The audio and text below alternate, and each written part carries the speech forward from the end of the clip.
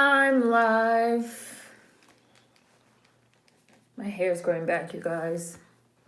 You guys remember when my hair got like so big that I couldn't put it over my head anymore? I had to put it like under. Oh, this one's quick. So today is our holiday double feature. You guys voted, and it looks like the winner was Miss Scrooge first with Cicely Tyson. That's available on YouTube. And then The App That Stole Christmas, which is available on Netflix. So for anybody that wants to watch along, we will be watching Miss Scrooge on YouTube, and then The App That Stole Christmas on Netflix. Oops, wrong way. Hi, guys. Christmas Bells came in third. There were a lot of votes, though. Hi, Michelle's daughter. Hi, Queen. Hi, Nicole. Hi, Jules. Hi, Kayla. But if I don't like something, I will stop halfway through and be like, I'm switching to Christmas Bells, which is on Amazon Prime. But I doubt that will happen. Hi. Hi, Vanity. Hi, Kai. Hi, Phoebe. Hi, Warren. Hi, Kimberly. Oh man, I have the little snippet up. Ray J is in this. Y'all know how Netflix plays like little clips from the movie. I hate that it does this. What is the point of this? But I see that Ray J is in The App That Stole Christmas. Drinking wine. I just have water. Hi. I see everybody. Hi, Brooke. Hi, World Lover. Yeah, so that's what I'm going to be watching. The other option was Christmas Bells, which I guess I'll go ahead and look at, which I think was on Amazon Prime. Yeah. Oh, this one has like a cute little rating. But you guys voted for The App That Stole Christmas is only an hour. It's only an hour and 3 minutes. I don't know. Y'all might get overruled. Hi. I don't know. Y'all might get overruled. It's not a dictatorship. Hi. We're watching Miss Scrooge, which is going to be on YouTube with Cicely Tyson. And you guys also voted to watch The App That Stole Christmas, which is fine. We can do The App That Stole Christmas, but then I think I maybe want to do Christmas Bells next week because Christmas Bells looks really cute. And it got a lot of votes too. And we don't have something for next week, so maybe we'll do Christmas Bells next week. I'm supposed to be twisting my hair, but I'm being lazy. Hi. Yeah, I decided to do some little emojis, some little holiday emojis for this one. Hi, Alexia. Your vote does count. Did you vote? Is that what you voted for? You voted for The App That Stole Christmas? The App That Stole Christmas looks really cute also. It's just it's only an hour. It's an hour and 3 minutes, but that's fine. We'll do Christmas Bells next week. Now I'm looking at the top 10 trending in the United States right now on Netflix. Hi. Hi, Kayla. No, I don't have any. Do you have any, Jules? Yay, congratulations, Alexia. Finished your first semester of graduate school. Hi, Francesca. Hi, Real Trini. We're going to be watching Miss Scrooge first. It's on YouTube. Miss Scrooge. Ha! I'm not going to throw out your ballots. I'm not going to throw out your ballots. We can just watch Christmas Bells next week. And, I mean, it's fine that it's only an hour because it's a double feature anyway. So, but just letting you guys know. Is it? Y'all know I don't really follow any of that stuff. What's going on? The girls are fighting? The girls are fighting? Hi, Diego. It's a double feature today, Real Trini. It's going to be Miss Scrooge first. That's available on YouTube. And then The App That Stole Christmas, which is on Netflix. So we're going to have a little double feature because last week we did not watch our holiday movie. We watched Babs instead. So yeah. And if you type in like Miss Scrooge 1997 into YouTube, it should pop up. The first one is the one I'm going to be using. It's like the longer one. It's all a mess right now. Oh gosh. Hi, the boy in blue. Oh, really? Wow. Yes, the girls are fighting. The dolls of rap and the city girls. Megan and Kelsey jumped in. Yes, the girls are fighting. It's wild. Hi, Mel. The girls are fighting. No, this is the one with Cicely Tyson. We actually watched the one with Vanessa Williams last year. But this one has Cicely Tyson. Miss Scrooge. Them hoes always fighting. Cupcake went in. Who are the girls that are fighting? Asian, the Brat, City Girls, Megan, Cupcake, they all being messy. Hi, Nicole. We're watching Miss Scrooge on YouTube. And then we're going to watch The App That Stole Christmas on Netflix. And then next week, we're going to watch Christmas Bells, which is on Amazon. So for anyone that wants to watch along, we are going to have a little double feature today. This second Netflix movie is really quick, though. It's only an hour. So, hi, Natalia. So, but I do want to watch Christmas Bells, which was the third option. And there were a lot of votes, so we can do Christmas Bells, too. See how that one goes. That one has, like, some cute ratings. The ratings for that one look good.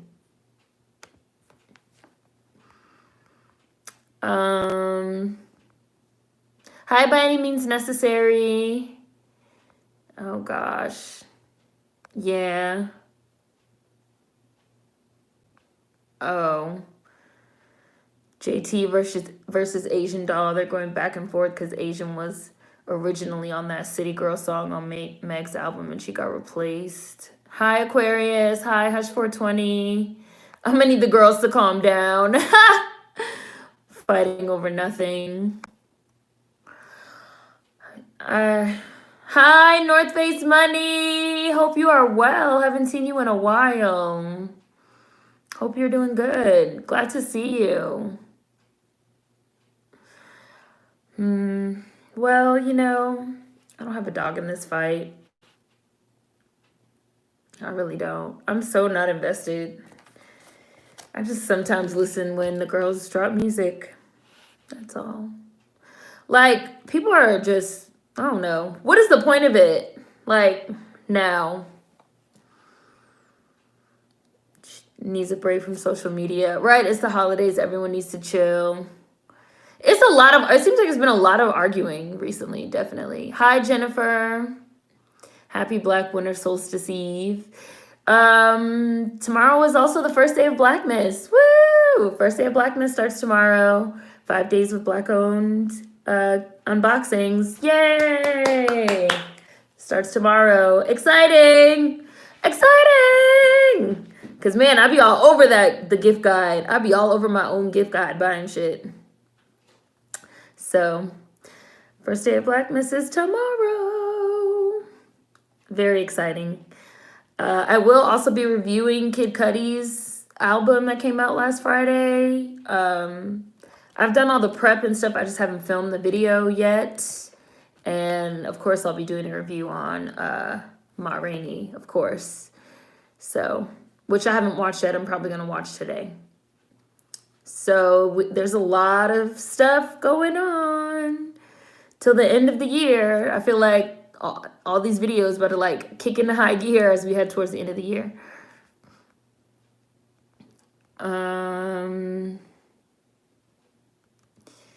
Happy holidays, fam. It's so good to see you. If there's money, let me screenshot that.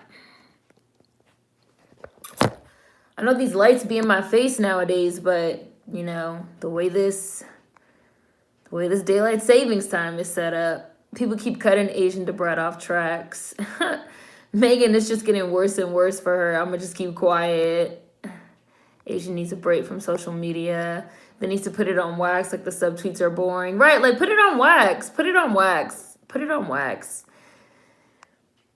Put it on wax. Where are the diss tracks? The new rap girls only know Twitter. Oh, okay, Natalia. They could put it on wax and make it fun and joke about it. It's too serious nowadays. People are on edge. Congress is looking to give people a pittance of $600 if you made less than $75,000 in 2019. Ready to live my best supernatural life. You guys are so funny with this getting powers thing. I really like the Cuddy album. Woo! Hi, Kendrick. Congress giving us some McDouble coupons as a stimulus. I'm actually debating on whether or not to read Ma Rainey the play before I watch the Netflix film, one of the plays by August Wilson that I haven't watched yet. Oh, I have seen it. I've seen it on the stage. The stage play is very good. I would recommend reading it, Nicole. It's really good. So I'm really interested to see, since I have seen the play, I'm really interested to see, you know, the change for the film adaptation. I'd say read it. Hi, Owen. I mean, of course, unless you want to watch it because you don't want to get spoilers, because I've been trying to avoid spoilers on the movie, even though I know the story, because I want to watch the movie. So there's a lot of spoilers floating around. So, you know, it's whatever you feel comfortable with. I would much rather prefer a diss track than a Twitter rant. Queen! I don't know what's going on. I don't know what's going on with her. I'm here. Did you guys not see me? Did I cut out? No, we're not watching Ma Rainey. No, we're watching Miss Scrooge, the Cicely Tyson movie on YouTube, and then we're gonna watch the app that stole Christmas on Netflix. So I have both queued up, so I'm ready whenever you guys are. Hi, Deadly Gamer. Hi, Vans. I can't follow Megan's drama anymore. Too boring. Meg's album got panned by Black Twitter. She needs to focus on that, not this drama. Yeah, Miss Scrooge, YouTube, and then the app that stole Christmas, Netflix. Yep.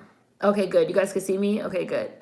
Yeah, she just turned 96. It was Cicely Tyson's birthday yesterday, so I was happy that you guys voted for this one. So, and then third was Christmas Bells, which I guess we'll watch next week on Amazon. Hi, Nova.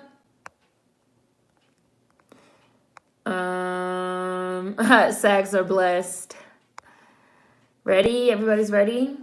John, the girls are fighting. That's what we were just talking about. The girls are fighting. You know, I don't know.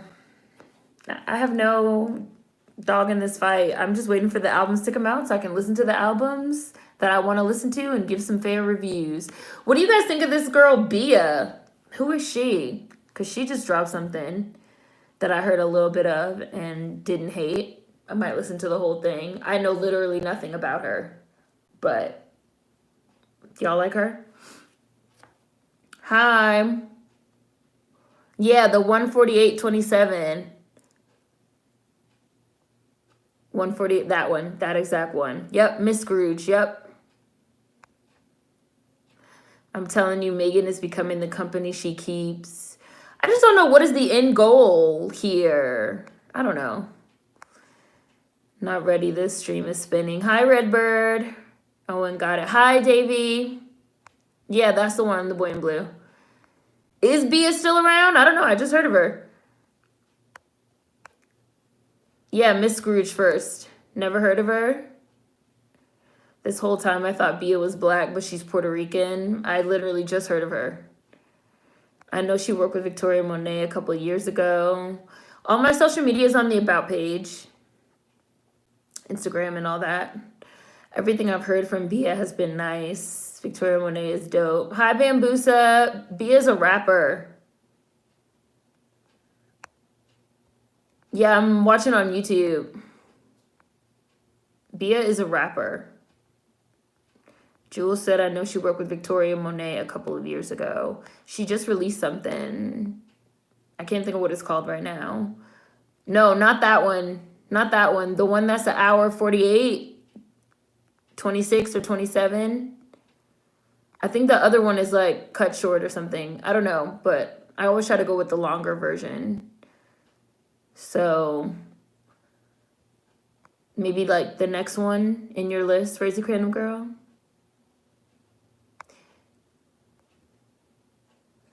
If you need to talk to me, you can go look on my About page where all my contact information is. So if you don't want to do that, then you don't want to talk to me. Hi, Kamisha. No, we didn't start yet. Queen just put the link. Oh, it looks like Nicole put a link. Yeah. I remember Bia on Kali Uchis' album a couple years ago. Which Kali Uchis album? Now I remember her. She was on Sisterhood of Rap. Never heard of Bia either. We're watching Miss Scrooge. It's on YouTube with Cicely Tyson. The link was posted above. If you scroll up, looks like the link was posted twice. So,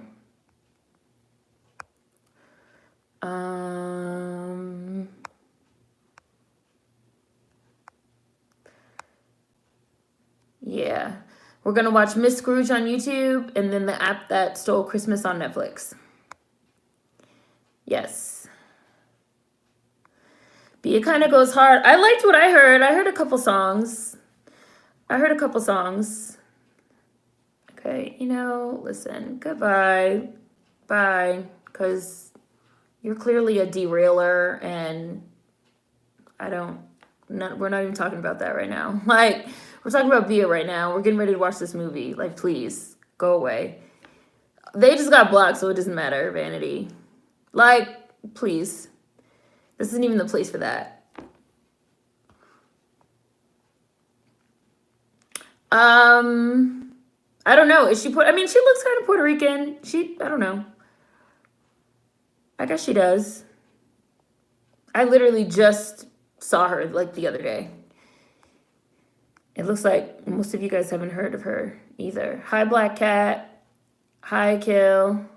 Oh, Isolation in 2018. Yeah, I didn't hear that. Callie is someone who I want to like and support, but Sabrina Claudio makes me irrationally suspicious. I don't know. I like Callie Uchis. I don't really like her music that she's putting out right now, but I really, really liked her old mixtapes, and I really liked her first album a lot. Like her very first mixtape, Drunken Babble, was like great. It was like timeless. And I really liked her album Por Vida too. So her new stuff isn't hitting for me, and I don't know, she's never given me like racist vibes. She's Colombian and I think she's something else, Mexican or something. Maybe not. I don't know. I first heard of her on a Snoop Dogg album or mixtape. No, it might have been a mixtape. That's My Word. I first heard of her on there. And then I was like, who's this girl? And then she had like just dropped a mixtape. So I listened to that, and then I started like listening to all of her stuff. Oh, hi, you changed your name? You always change your name. You're always changing your name. I wonder if it does have commercials. I guess we'll see. It does say it's a recording, VHS tape, recorded off Lifetime. If it does have some 1997 commercials, I will watch them.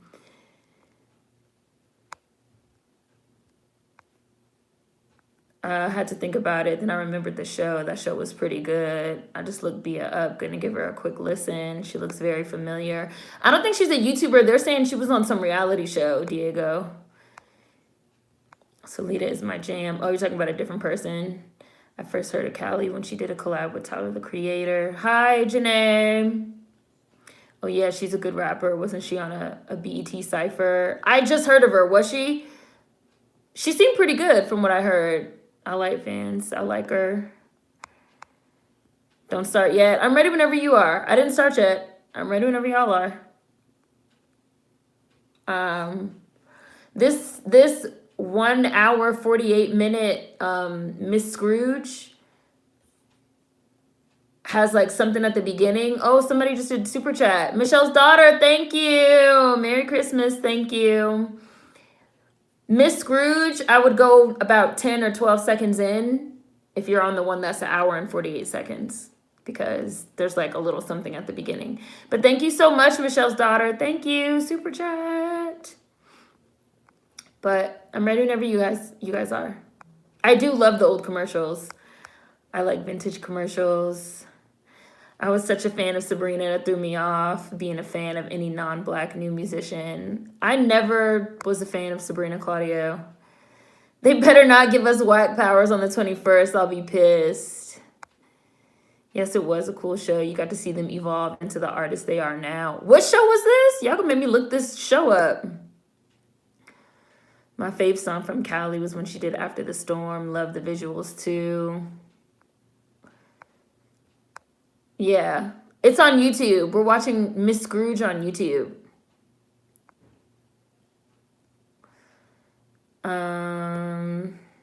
Everybody's ready? Okay. Not Sabrina the Teenage Witch. Don't do Sabrina Spellman like that. Don't do Sabrina Spellman like that. Sabrina Claudio, the racist. Okay, I'm about to push play. I'm watching Miss Scrooge, the 1 hour 48 minute on YouTube. I'm 12 seconds in, so I'm just gonna push play. I started. Miss Scrooge. Because there was like something in the beginning. So I just like skipped to this part. Right? Like, don't do Melissa Joan Hart like that. Like, not the Teenage Witch. We're not talking about her. We're talking about that singer. I couldn't name one song by her. I don't know who she is. I didn't even know who she was like before she got outed as a racist. But all I know is she got outed as a racist and Daniel Caesar said we all need to leave her alone. That we're being too mean to her.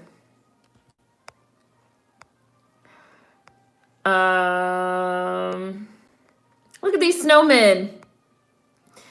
Me either. Never got her appeal. Sisterhood of Hip Hop. Okay, the show was called Sisterhood of Hip Hop. Okay, I'm gonna Google that. Sabrina and the Havana singer who claimed that she, a grown woman, felt bullied by Blue Ivy got me suspicious of Cali. Fair assessment. I would never pick up a quarter that's tails up. Damn, Cicely just stepped on this little boy hopes and dreams. You'll never make it that way, kid. Let me run you over with my car. I love Ebenezer Scrooge. I love how like mean the Ebenezer Scrooge character is. Just rude and obnoxious.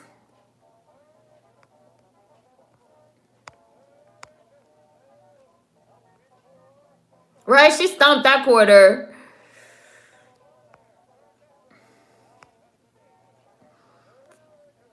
Oh, yeah. Oh, I'm sorry. Did I get my white girls confused? Sorry. Was it? I thought he said something for Sabrina Claudio as well. Or was it just the Yes Jules?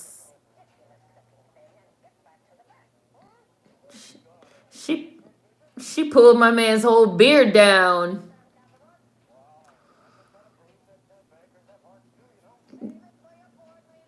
I'm just trying to prove that bankers have hearts too. I love Christmas. Scrooge was petty and bitter. Look, she's like, yes, I'm a banker.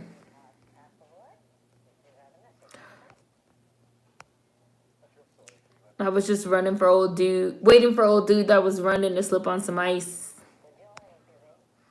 She actually did that kid a favor, bad luck, to pick up a coin tail side up. Right, exactly. That's why I said I wouldn't have picked that shit up.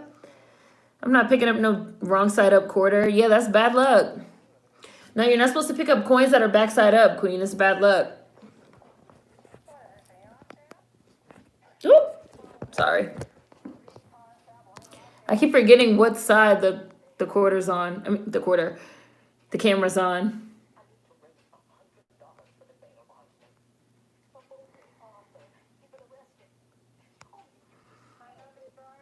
If I saw that as a kid, I would have been traumatized. Like, what happened to Santa's beard? Don't donate to Salvation Army. They're a scam. I never did. Are they a scam?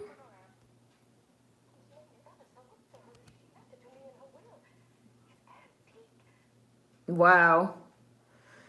Is this like, right? Damn. This shit like a pawn shop.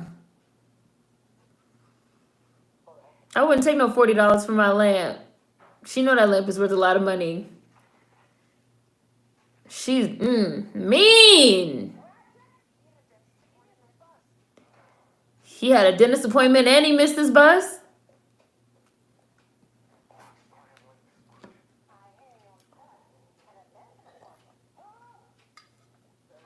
I hear your bus had a dental appointment.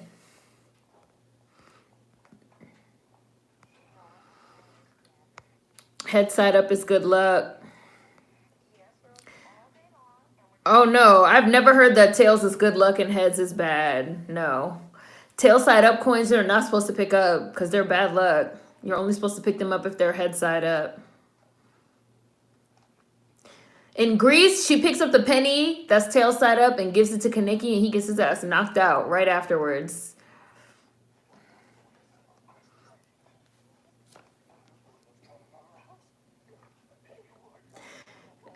Damn, there's people in there crying on Christmas Eve. She's just an employee. This is true, though, because people really do be spazzing on bank tellers, and it don't be the teller's fault. The teller just be like, that's the policy. You're the one. Oh, damn, she's a landlord, too. She's a landlord, the loan shark, the pawn shop.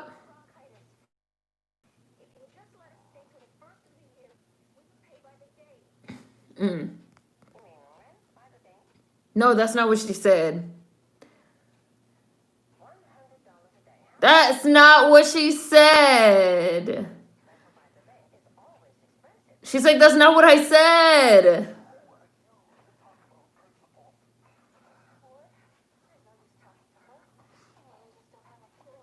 Some women just don't have a feeling heart.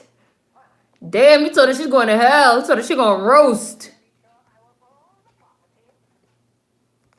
Where I'm roasting.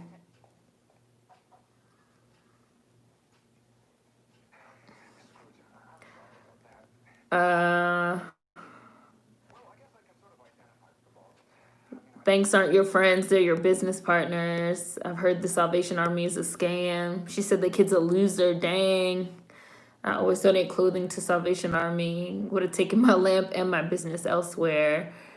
I used to turn the coin over to heads, then pick it up. Right, like you can't pick it up tails up. That's a Tiffany lamp. $40 for a real Tiffany lamp?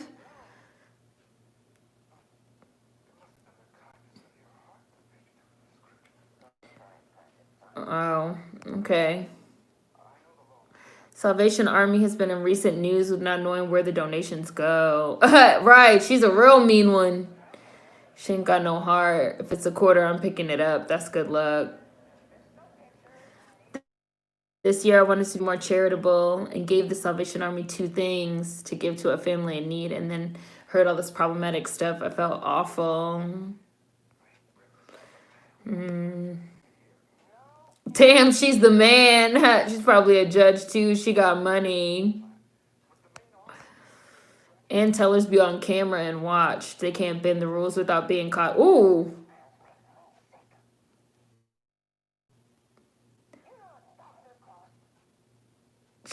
Damn, she's sunning this white man.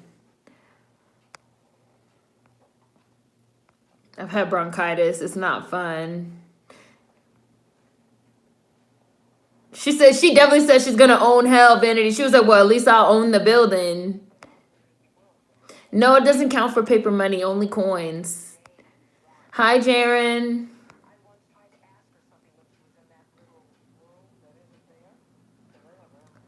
The little room that isn't there?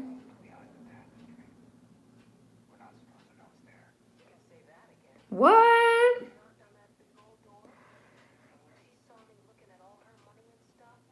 Oh, I mean, I probably would have went off on you too. Why are you looking at me in my personal safe with my personal money?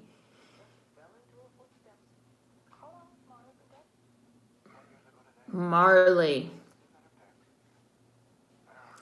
Hi, Chris.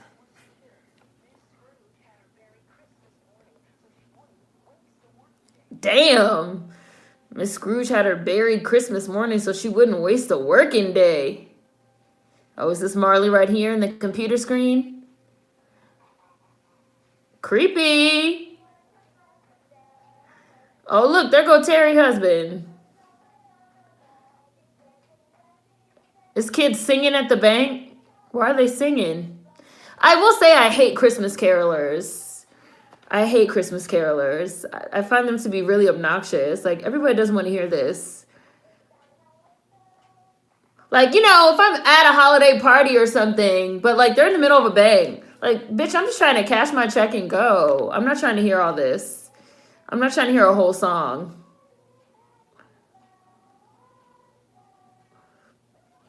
No, I'm not a fan of the carolers.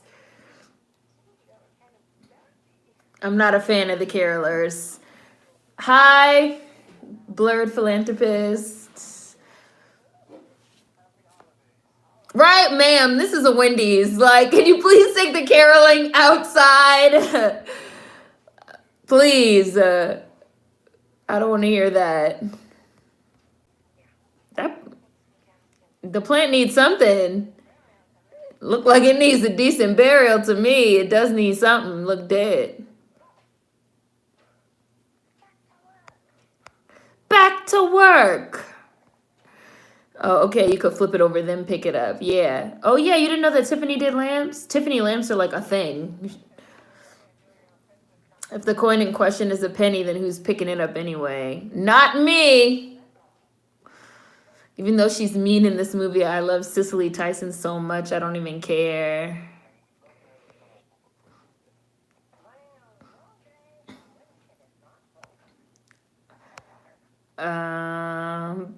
Why do you hate pennies? Because they're cheap? Maybe I'd use the penny for a wish out of wishing well. I like the 40s pennies, the wheat ones. They have a high value too. Scrooge about to come and put it to an end. You hate carolers too, Vanity? That's sending me. Ma'am, this is a Wendy's. That's his name, Michael Beach? Oh, they're family. That's like... You said I'm Scrooge? Whoops. Terry's no good. I'm going to sleep with my wife's cousin and our marriageable home husband. Christmas carolers who can't sing are the worst. I don't think I've ever seen carolers in real life. You never seen carolers in real life? Consider yourself lucky because they are annoying. In The Grinch, where they're like chasing the Grinch down the street, psst, that's real. Some of them are so aggressive. Seren got a touch of the Grinch. There will be no caroling. There will be no caroling. Come sing carols outside my house. I'm going to throw snowballs at you. Sir, this is a Wendy's. Are they caroling for loans? Like, what are we doing here? Right, Brooke? Like, they're spreading the Christmas cheer in the bank. I don't want to hear this in the bank.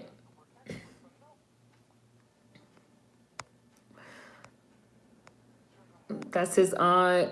I saw this thing on Instagram that was like the Grinch was in the right, and they did a whole explanation, and honestly, I agree. Everyone knows that Grinch was in the right, bro. Listen. We were just talking about this in Discord, me and Clotilde. What is up with this new, no shade, not to like, no shade on you, Jules, but like, what is up with this like new trend of like people like doing videos and like essays on like the obvious point? Like, the whole point of the Grinch story is that the Grinch is actually correct. and the Who's, especially the one with Jim Carrey, is that the Grinch is actually correct and the Who's have lost sight of Christmas, which is why, he steals all their stuff.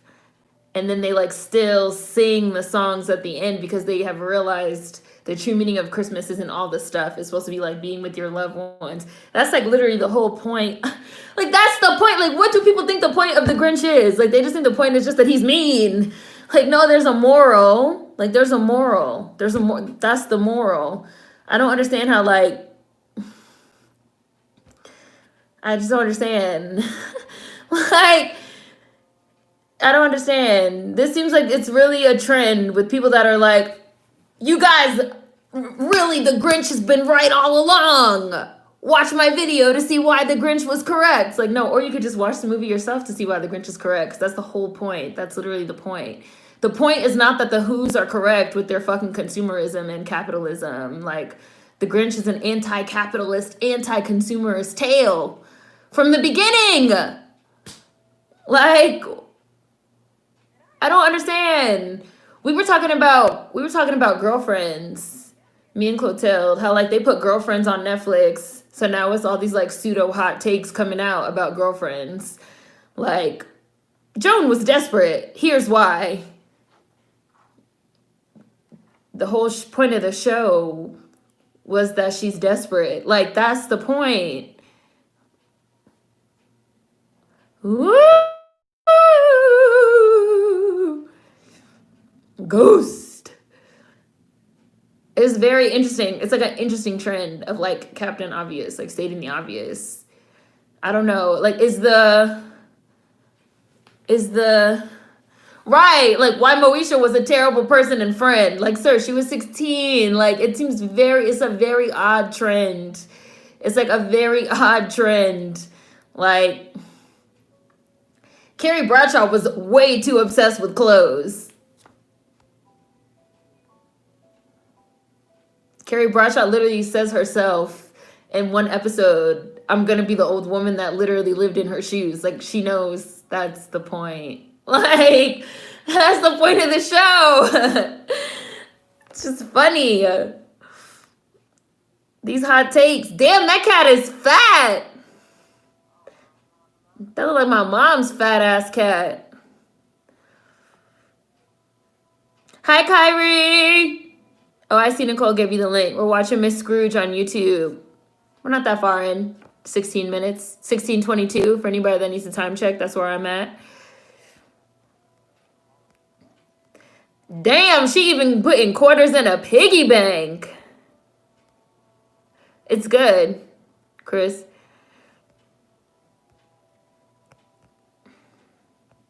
Damn, she got a bunch of little piggy banks around. If Mariah Carey, wow, she's ironing her fucking dollar bills. Dollar bills, y'all. Dollar. She's like, my money crisp. If Mariah Carey came caroling, I wouldn't mind.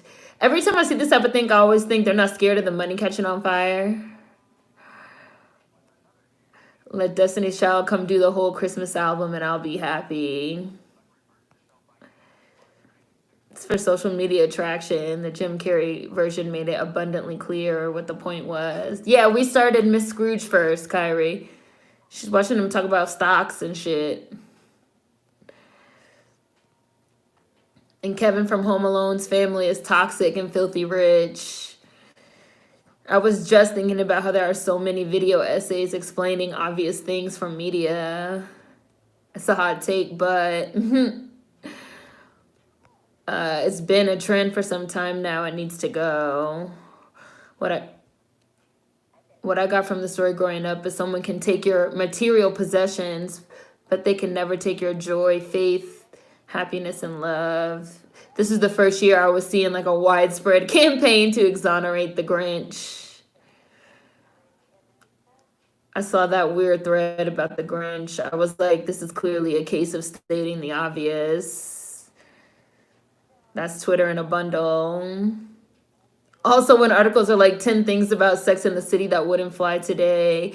Oh yeah, that's definitely like a thing now. What are some things that have aged poorly? Let's all shit on them. A whole bunch of people who think they spilling tea, but just be telling the obvious. And her mom, right?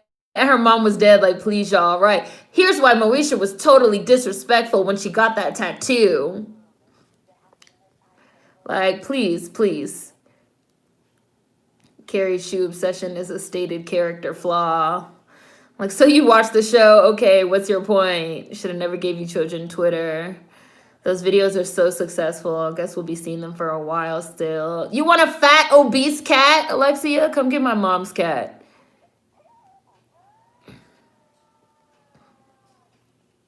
People are trying to make old shows go viral for the laziest reasons.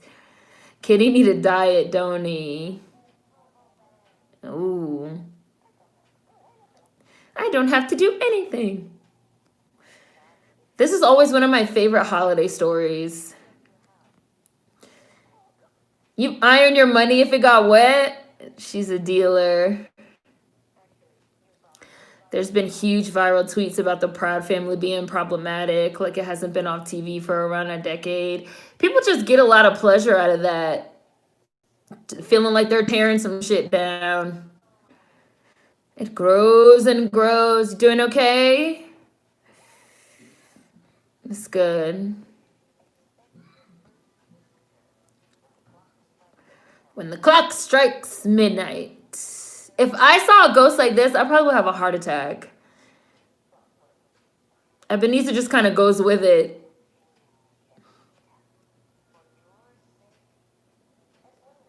As well as mine. Bills better be crisp. It's interesting that she doesn't have the chains on. They have like a interpretation of the chains. I thought dollar bills would be set on fire if you iron them. It's Gen Z and young millennials who think they're the only one who came to that conclusion. I need a thicker coat for all these hot takes. Ooh, yes, you have to make a complaint about that. Yikes, both your arms or just one? People in 2020 want to boycott Moesha and the Parkers. Everything doesn't need to be discussed. How do y'all hate cats? I just don't understand cat haters. Whenever ghosts and demons get that low demonic voice, I love it. People have too much time on their hands, down with COVID. First you try to towel pat it with a napkin or paper towel, then iron. Why? You really need your money to be like crisp. You can't fuck with wrinkled money? Fake outrage for nothing. The conversation about Moesha on Twitter drove me nuts. The moment they put that show on Netflix, it was hell. I finally had enough and had to mute Moesha. But it's funny because like all them shows got put on there because people were begging for them. Just for the shows to get put on there, and then people like pick the shows apart and say this is why the shows are terrible and problematic and we should boycott them and no one should watch. It's like, what exactly are you trying to accomplish? Like, what is the end goal? 12 o'clock. Here comes your visitor. This was definitely some type of recording because it's giving Dashy McCombers dashing through the snow or something. Who is this man coming out looking like the smooth criminal? Meets motherfucking Colonel Sanders.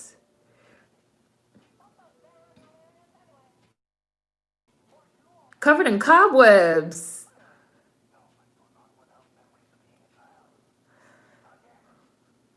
She's looking like, who the hell is this? Yes, like it looks like the KFC man. Smooth criminal meets Colonel Sanders. What do you know about me? Are you from the IRS? See, like Ebenezer's so calm. There's a shock pinch when I stretch my arm. Ooh, yeah, you have to, yes, definitely speak to the nurse, Kyrie. I would be out the window. My question is, where's all this energy for all the classics written by the white men that we've had to study in grades K through 12? That's the only way people know. Oh, I love brown paper, like plain brown paper wrapping. It's like brown paper wrapping with a red yarn. It looks so festive. It's the only way people know how to criticize. Go through with a red pen and that's it. A puppy! She's so cute and little. Just one, the left arm. Yeah. What happens when you try to like massage the nerve? Anything? Miss Scrooge told the ghost that they could have her home. She would stay elsewhere. Cats are so weird. Love cats and dogs both. Cats are the best. Like some dogs, not all. I saw someone mention how in 30 years, the Simpsons house and lifestyle went from the bare minimum attainable standard to luxury. High school educated dad with a union job, stay at home mom, 3 kids. It sure did. And they were like white trash when the show started coming on. Now motherfuckers is like, what happened to this lifestyle? Bring it back.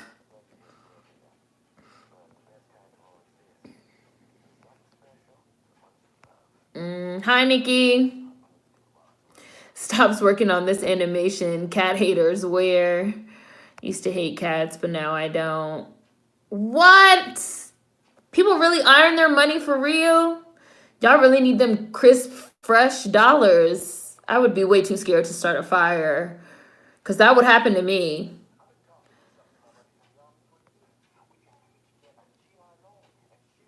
Oh, GI loans.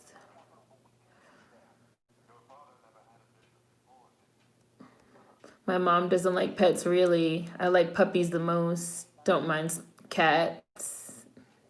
Cats are too gangsta. Oh, really? Is that right? Oh, I didn't realize this was a version of A Christmas Carol that had race, even though she's black. Okay. This about to be my new favorite rendition of A Christmas Carol. Damn, nobody believes in her father. He's trying to do the right thing.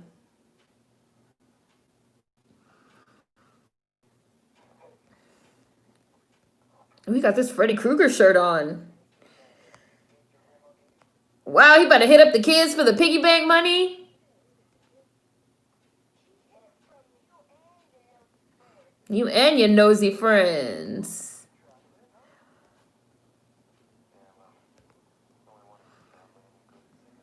It's you.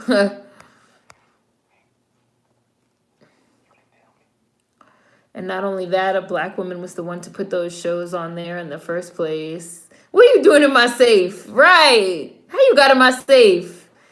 Smooth criminal Sanders. Get a dustbuster on this food stat. The cobwebs. The convo about how trash Moesha and Niecy were towards Kim was like, duh, that was the point. The show had whole episodes showing how bad friends they were, and Kim checked them every time.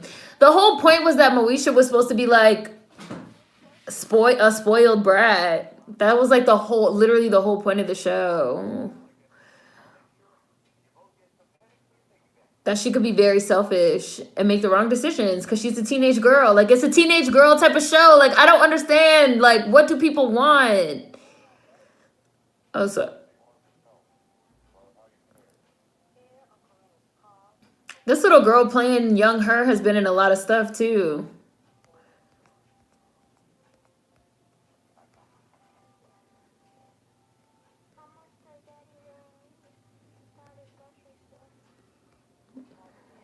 More than 79 cents. Hi, Olivia. Time check. I'm at 28:20, even though you got one from Queen. My mom was part of the No Animals Inside the House coalition. Might be because she's older, but I don't know. Oh, so this is how she started, like, wanting to, like, have money. And it just turned into some greedy shit.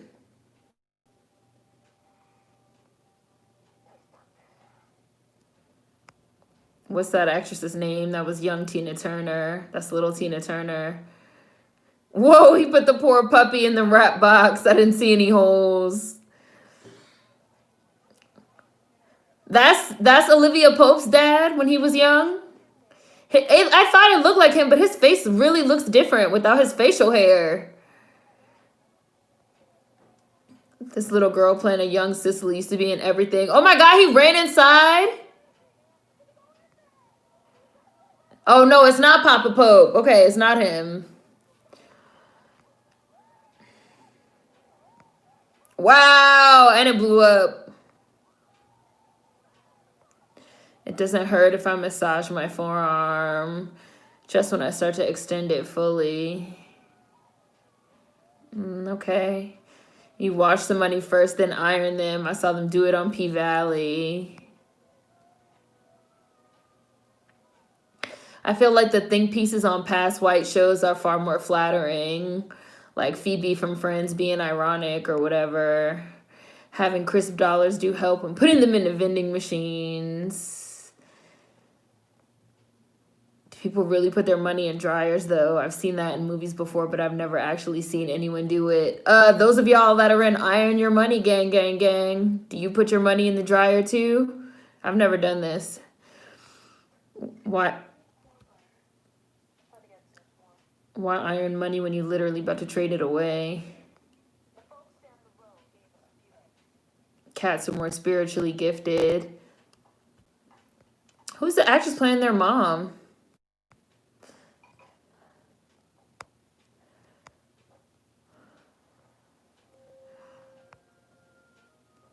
Bro! Why did Colonel Sanders just put his leg up on the counter like this? Put your leg down, sir.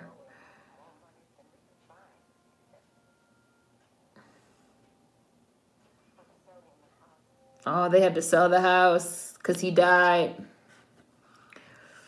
And the building burned down.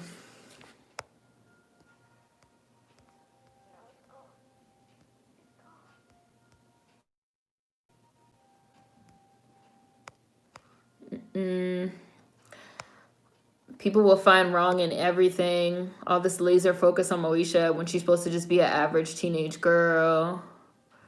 I always get this actor playing the dad mixed up with the actor who plays Kerry Washington's dad on Scandal. They look so much alike. They do look alike. At first, I thought it was him too, but I was like, wait, is it him? It's hard to tell. I think people want the woke from the womb standard, and past Black shows that don't fit that narrative are deemed trash that deserve to be forgotten. That's depressing. I'm at right about 32 minutes exactly. With like the letters. Authentic Black kids in a movie. Haven't seen a dark-skinned child in a minute. Moesha developed as a character throughout the seasons. No, it's not him. It's not the dad. It's not Olivia Pope's dad. She became obsessive over money. Putting all this financial stress on kids is traumatizing. Moesha was never meant to be perfect. Oh, look at this cute jacket. You better start fresh. There are a lot of young Black actresses, like this little girl playing a young Scrooge, who are just in so many different shows and movies, and then they just stop showing up and stuff. Yep. Some white racist started the fire, so these Black folks couldn't prosper. I'm calling it. That escalated quickly.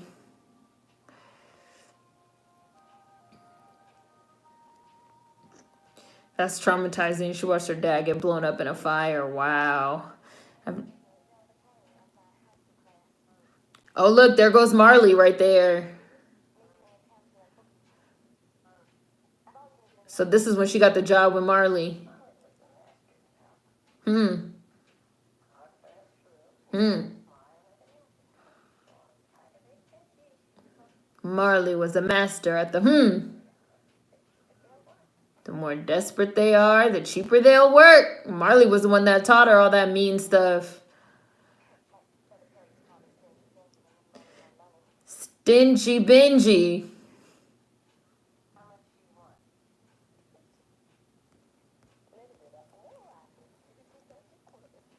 Stingy.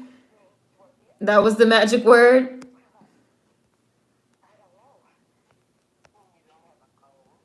You mean you don't have a goal?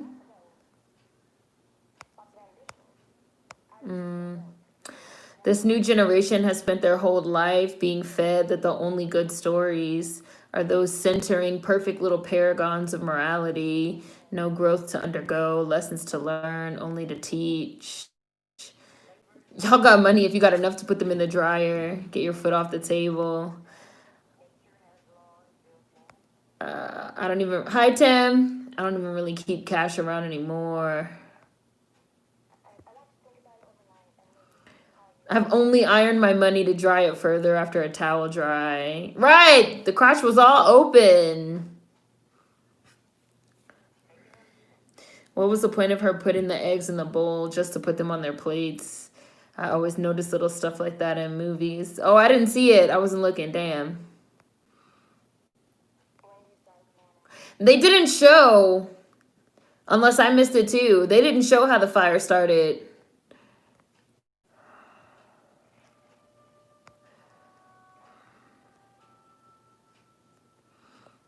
Wig fro. Her sweater is mad cute. Papa Pope was Joe Morton. Michael Beach is the one who played the scuzzy husband in Waiting to Exhale and Soul Food. Yes, the coat was crisp. Reminds me of Coco Jones.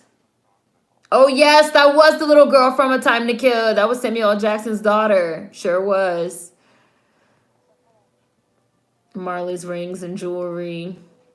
So the white woman taught Miss Scrooge how to be so cold and greedy. Right, it's like, oh, it makes sense. She's absolutely right, though. The more desperate people are, the cheaper they'll work. These Gen Z kids all want Mary Sues and Gary Stews who are always perfect all the time. No character development, no flaws. So the white woman who encouraged her to be a Scrooge is now haunting her, telling her to be nicer. Girl, please. Or it probably was arson. I'm thinking it was arson too. And Nicole said it was arson too. I'm in agreement.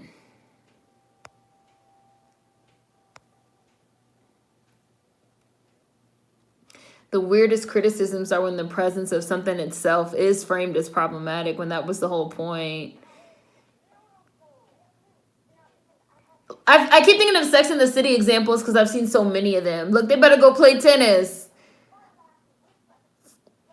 When people were like, wow, it's so problematic that, like, Carrie had sex with Big's wife. Like, I can't believe she did that. Like, it's so fucked up. Like, I can't believe that she did that and they like, use that as a storyline. Like, did they not see how fucked up that was? It's like,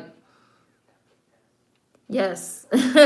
Literally, the point is that it's fucked up and she's a bad person. And so is he. And she cheats on Aiden, too. Like, and she just fucks up her whole life. That's the whole point. Because Carrie's very selfish and she needs to learn how to grow and think about other people. That's the point of the show. Like, I don't understand. She is beautiful. The girl playing young Scrooge is gorgeous.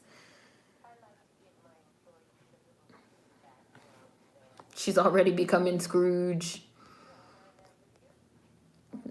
There go Colonel Sanders again in her.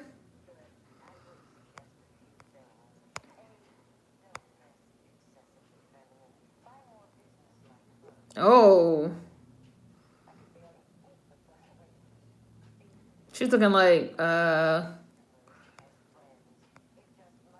he flirting. I'm Gen Z and Mary Sue's are boring. Some of y'all in this chat talking about this next generation the same way our predecessors spoke about us. Let that sink in. What is that supposed to mean? I hate statements like that because that kind of like rests on the notion that all of our predecessors are inherently automatically incorrect just because they're older than us. I feel like it's the same exact thing. Like, everyone hates the generation that came before them and the generation that comes after them. I don't automatically think all of our predecessors are wrong about everything just because they're old or older.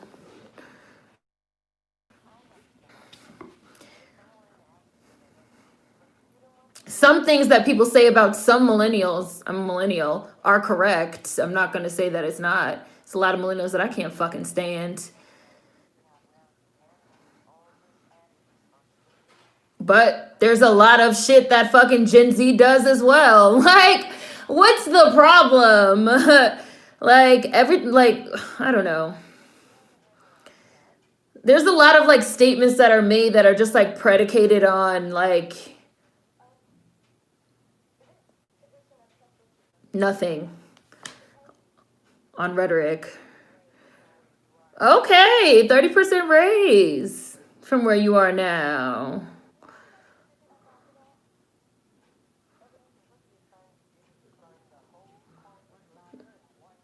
Yeah, she's trying to be you one day.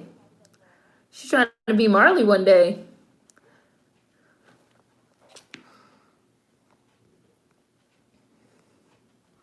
Marley got a lot of money right there. Oh yeah, they're definitely flirty. She got a wig on today. She wore a wig for their date. She didn't wear her little afro. She wore a little Whitney Houston wig. Gen Z be complaining about Euphoria and how some of the characters are problematic. Like, that's not the entire point. Cough, Ray from Star Wars, cough. The flashback didn't say. I don't think we'll ever know. I'm just assuming based on the times and the fact that they're black, it was arson. She's so cute. She's already becoming Scrooge. Oh, he said, I'm going back to the South. Lawyer. Carrie was extremely flawed. Young Scrooge is very pretty. I love the hair. Wow. He wanted her to go and for them to get married. She said, no, gotta stay. Chase this money at the bank. This plot line makes way more sense, in my opinion, also for a woman than a man. Because, historically, Ebenezer Scrooge is a man. This wig is not... Yeah, she got the storefront Dreamgirls wig. She got the Tina Turner Turn the Wigs Around, which they also use in Dreamgirls.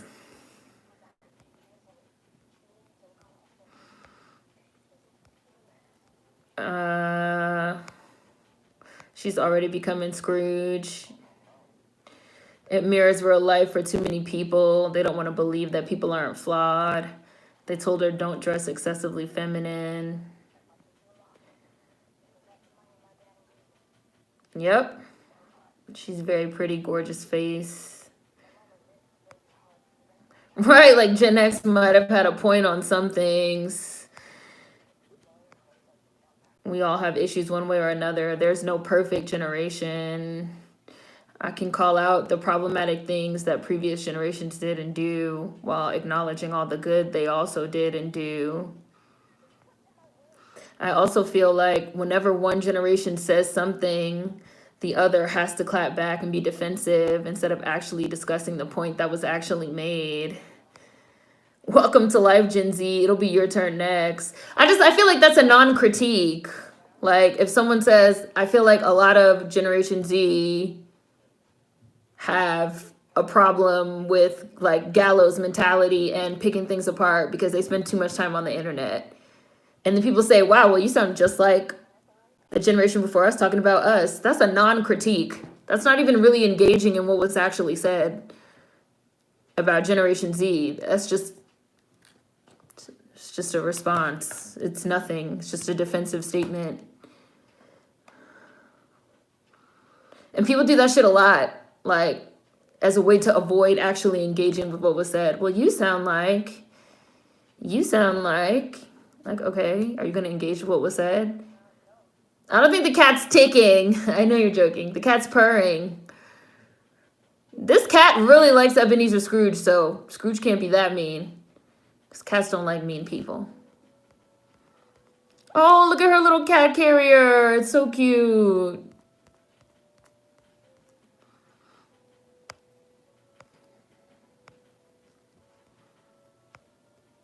Welcome to Life, Gen Z. It'll be your turn next.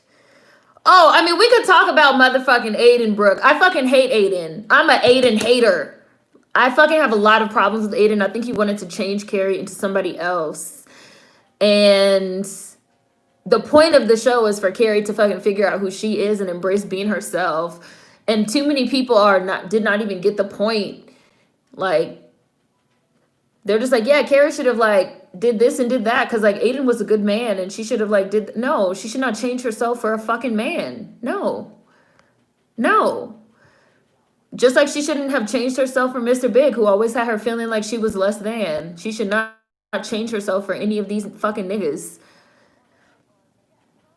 Aiden wasn't perfect. He was always trying to change Carrie, her smoking, her apartment, tried to get her into farming. Right, like all this shit. He did not love Carrie for the person that she was.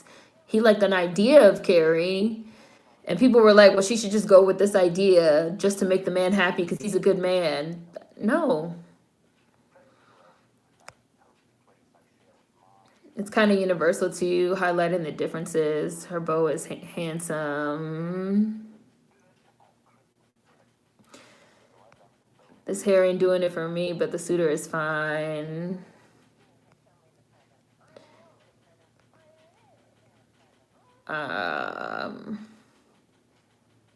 As a millennial, I despise people telling me my generation doesn't know how to work. And back in their day, they could afford college by just working in the summer, aggravating as hell. I mean, I don't care what people say.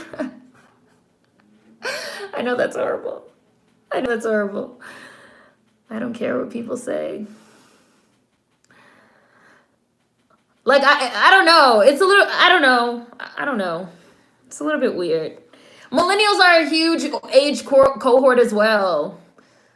Like Beyonce and Mark Zuckerberg are millennials. And they're quite a bit older than I am, for example. But like technically we're supposed to be generational cohorts.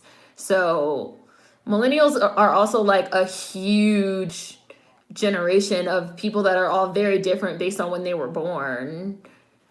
Because the technology changed really abruptly. I feel like whenever people say like all millennials, I really don't care. That just like rolls off my back because it's like all millennials literally aren't the same. So it doesn't bother me. But I do think that I have white counterparts in my age range that those criticisms do apply to. And I feel like if we're talking about like a mainstream criticism that's in like a mainstream publication, that's just probably not even aimed at a black person. It's probably aimed at like a white person. So that shit don't have nothing to do with me either way. But I do think some of those criticisms apply. Like there's a lot of white millennials that have failed to launch, that are very much lazy, that like the whole, Lena Dunham girls cohort, they have rich mommies and daddies and grew up in New York and shit like that and don't want to work. That's true for a certain subset of millennials. I wouldn't say my subset, but some. He don't look tiny to me. Why his eyes watering? His eyes are so watery. Please blink, sir. Y'all see this film over this man's eyes? He's freaking me out. Let's go and investigate your eyeballs, sir. Oh my God. I need him to put some sunglasses on. They got away from his face, thankfully. It's because it's cold outside? That's why? His eyes was looking glassy. The glassiness.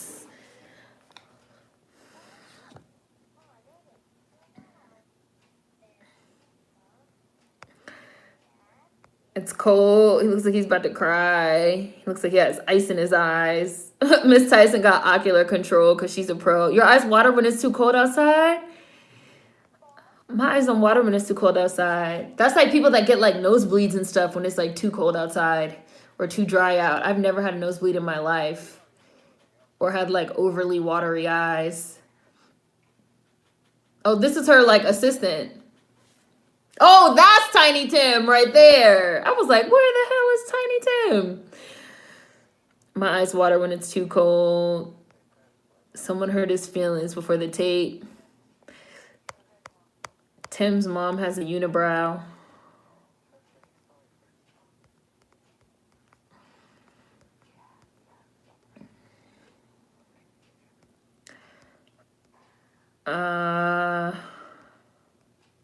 Let's see.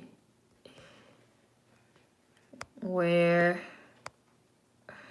the lines between millennials and older Gen Z are so blurred that the criticisms fall flat to me.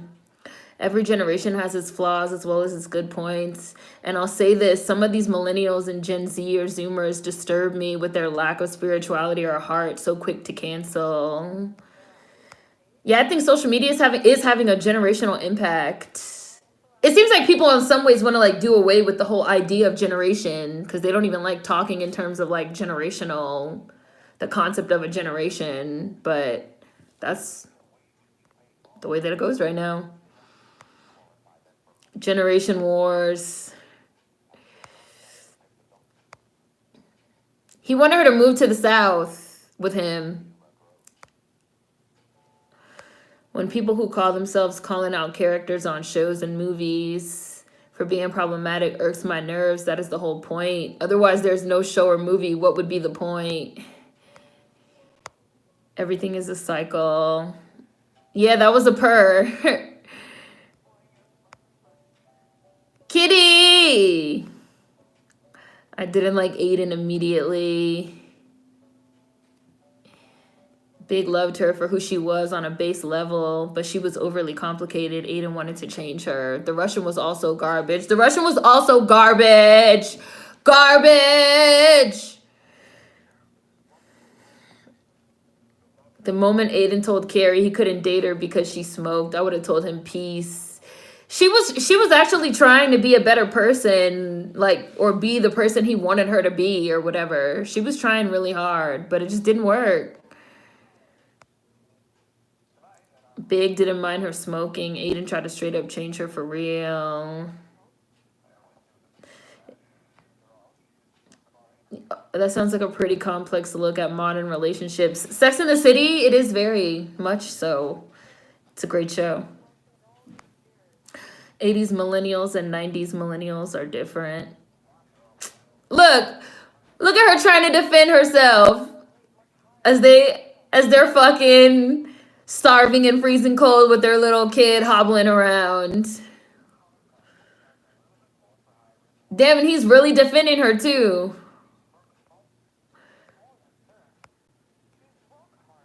She's more than firm. She's rock hard. Age and time period make a huge difference.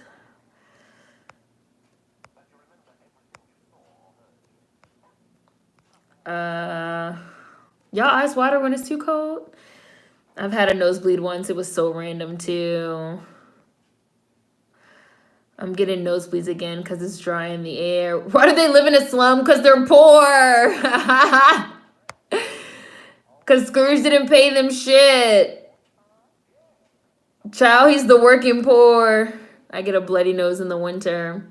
I do feel that the don't want to work does apply more to white millennials than black and brown ones. We constantly have to prove ourselves. Well, let's assume that our white counterparts can just do the job. I've always wondered what Tiny Tim is sick with.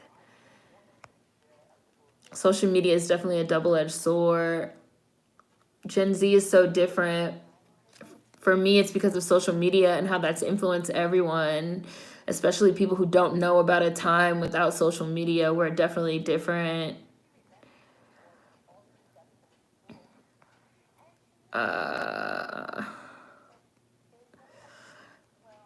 Let's see. You said you still don't know what generation you're in. A lot of people have said they should get rid of it.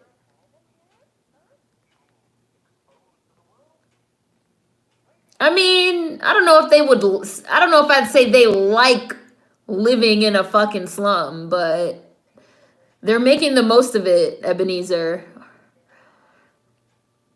See, they're talking about the real meaning and spirit of the holidays, that they're all together and they're a family. Not that they have a lot of shit and a lot of money. Scrooge is like, ha ha!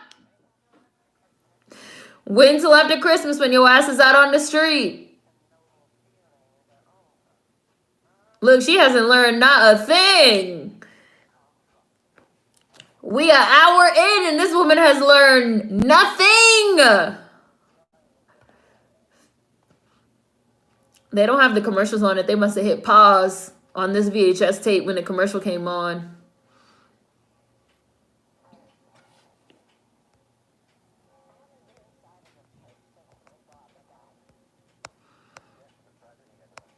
He's riding a bike in the gym.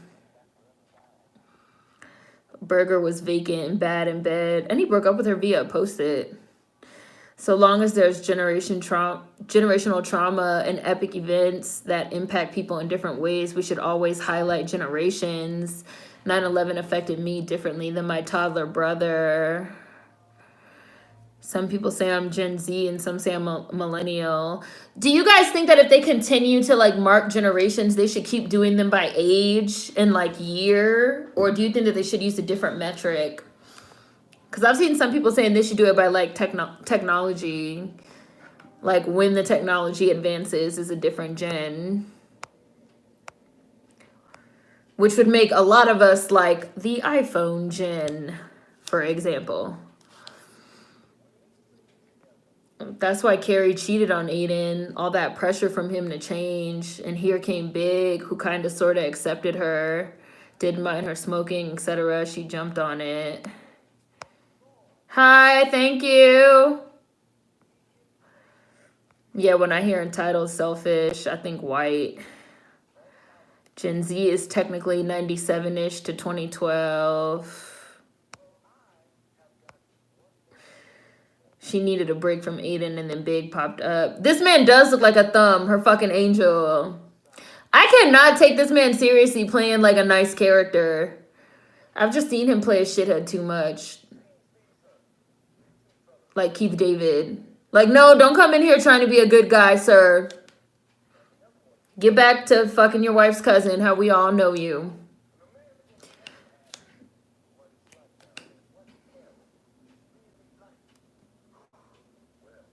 And cheating on your other wife and waiting to exhale. He's like an iconic bad guy.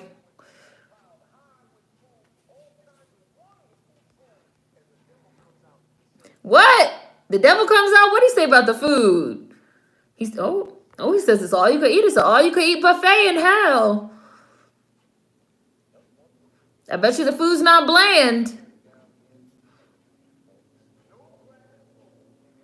No grabbing food in hell. Hi, Chris.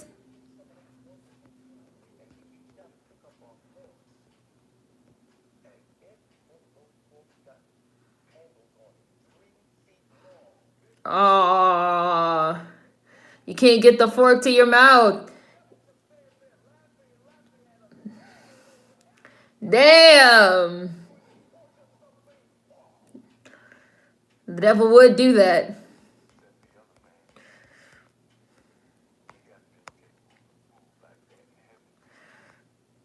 That's right.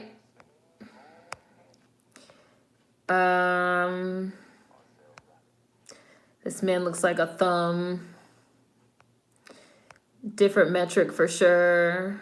Them cheating was so yucky, and then the girl fell down the steps. Ebenita's trauma is something that she's lived with for decades. Of course, she's not going to learn her lesson right away. Low-key, Gen Z and beyond feels like the same generation because of social media. Further generations feels further off. I honestly don't know what other metric to use outside of time. Not necessarily technology, just whatever is the most relevant thing going on, like 9/11, COVID, etc. Some of y'all have said y'all don't like the idea of the current gen being called the COVID gen, though, because it's like so negative. I'm Gen Z, but I definitely remember when most people didn't have internet. Just whatever huge event. They should mark their generations by year and age, but I feel that it should be modified depending on technology and what's going on at the time. Sorry, I'm listening to this man's sermon. Shit just got real dark and heavy in here. Like, he's talking about some real shit about how people curse themselves with greed.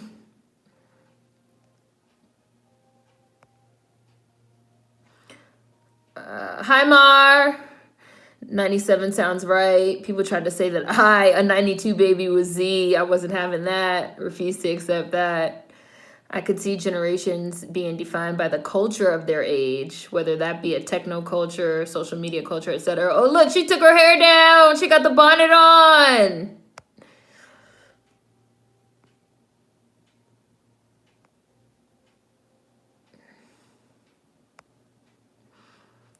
'92 is definitely millennial. And there's Chris. We should do it by age and birth. Oh! I'd be like, who the hell are you? This is like an archetype of white boys. This like tall, creepy, thin man with the big nose and like the dark hair, like the fucking young Snape, Adam Driver look. Poor Tiny Tim. The speed at which tech advances is ever fluid. That's an unreliable metric. A combination of age, time, and historical events and their societal effects is better, which is what we've been doing so far. Hi, Richie. Carrie was Big's last choice. In heaven, the people feed each other. I think we ought to be consistent, but then because then folks might try to retroactively change previous generations. So age and date for me. Same, just like the white girl in Get Out. I'll never believe that she's a good person. She was in that wild movie that we watched last year, The Perfection. Isn't that what it was called? That movie went from 0 to 100 real fast. I absolutely do not agree with COVID Gen as a name.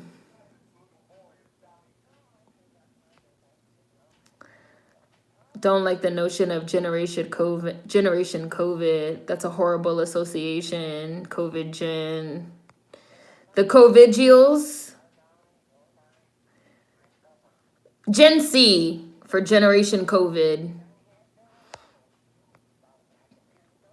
That seems horrific, like naming a gen after 9/11 or Katrina.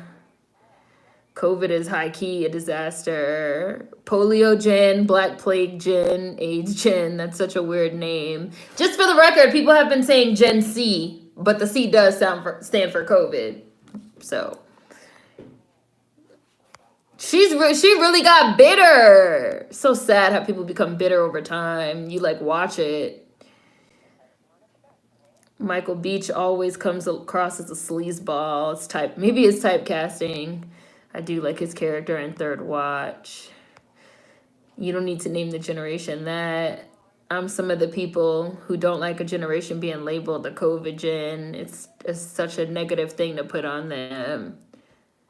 Look, she got up and screamed. Oh no! Oh! This is why you can't be getting old people agitated. This bonnet, this hair, this robe, a mood. It looked like Death from Supernatural, but it wasn't him, I don't think. Unless it was like I guess it could have been a way younger version of him, which maybe it was, right? I guess it would be. Was it him? That's like the look. To be honest, though, I can see why so many people might want to use it because a lot of people did get pregnant in quarantine. At least call them the social distance gen.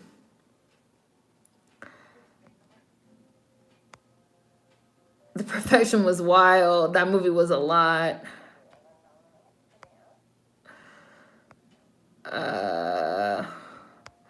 A lot of countries have barely felt the effects of COVID. COVID gen is too Western centric. I disagree with that. Even if a lot of countries have barely felt the effects of COVID, COVID has still been like a global phenomenon. I was going to say a global disaster, but let me not say that. A global phenomenon. Even in places that, I mean, like everywhere has been touched by COVID, even in places where it didn't get like too bad. I wouldn't say that COVID is like strictly a Western thing. That seems inaccurate.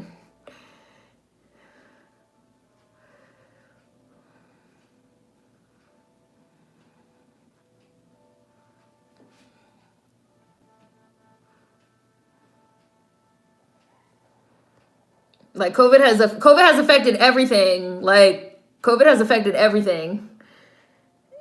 I know we hate the West and we're always accusing everything of being, you know, Western centric, but I disagree with that statement. That just because somewhere was like not touched as hard as the US, COVID, like COVID's not a Western problem. It's a world problem. She fell and she can't get up. Hi, Alexandra.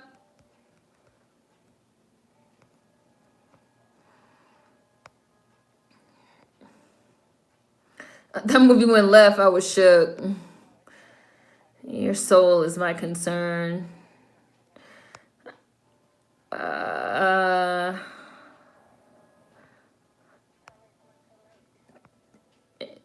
Tell me it's not too late. Gen Alpha already exists. COVID Gen would be the current generation of people getting pregnant and having babies during COVID. The baby boomers were named after the explosion of children born when World War II ended and soldiers came home to their wives. COVID has affected commerce, travel, vacations, the economy, sports. COVID is literally a global pandemic, not just Western. Yeah, like it's affecting everywhere. It's like even just the rate at which it's affected air travel means that like everywhere all over the world is being affected by COVID. It's not a Western problem.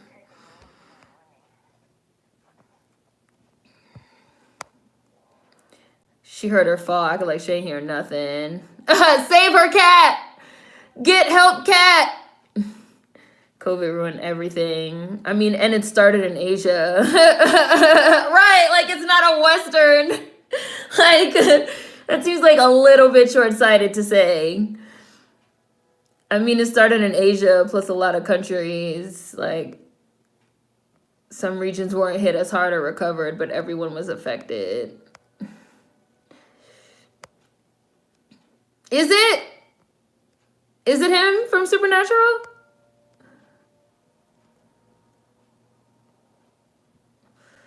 Generation X here.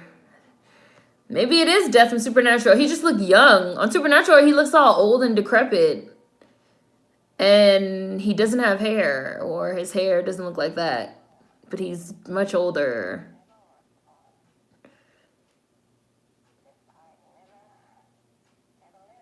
I mean, that's what happens. Damn, nobody came to the funeral. I mean, that's what happens, though.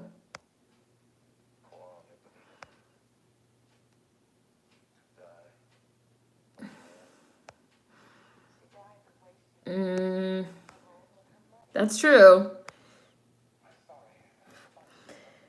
I'm just thinking COVID Gen for a place like New Zealand is wild.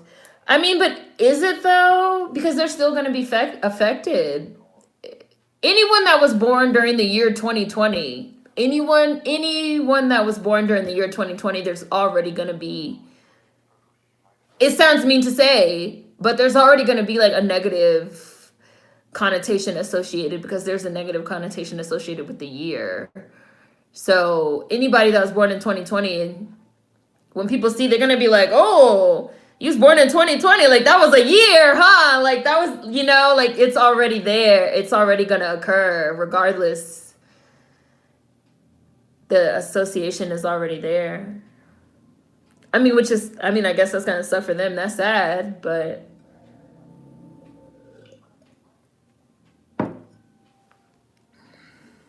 disaster babies.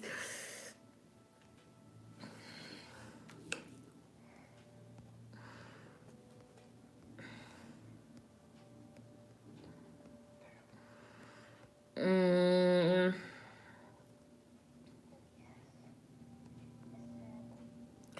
So it is death from Supernatural. This is what they mean by scary ghost stories in that one Christmas song. Hi, we're watching Miss Scrooge on YouTube. Yep, Julian Richings. This movie came out in the 90s.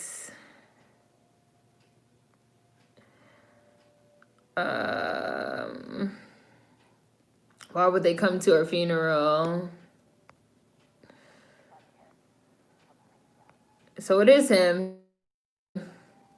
I would disaster babies, especially with how the world is so small now with technology and globalism. We're so connected. He played the ghost of Christmas yet to come here in this movie, and then the first death in Supernatural.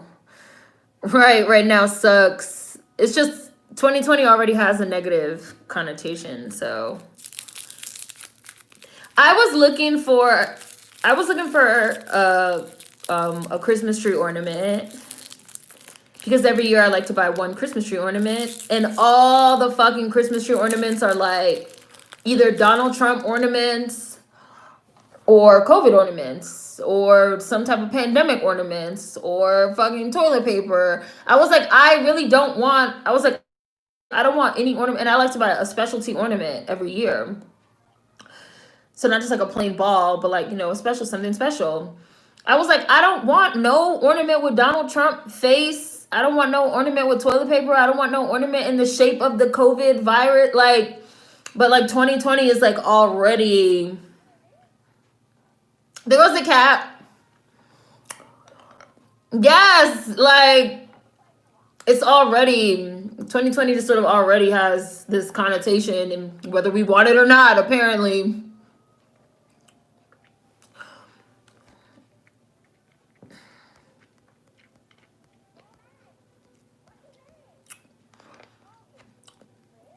Chris Logan.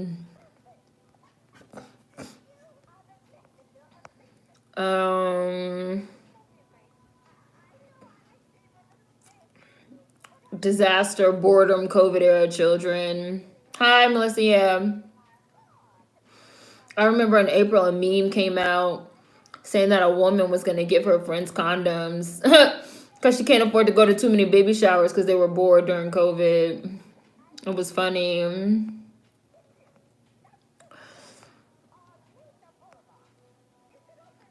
It makes sense to call them the COVID generation, but it's not nice to. Also, why would we want to associate our kids with a horrific event? True as it may be, seems cruel. I mean,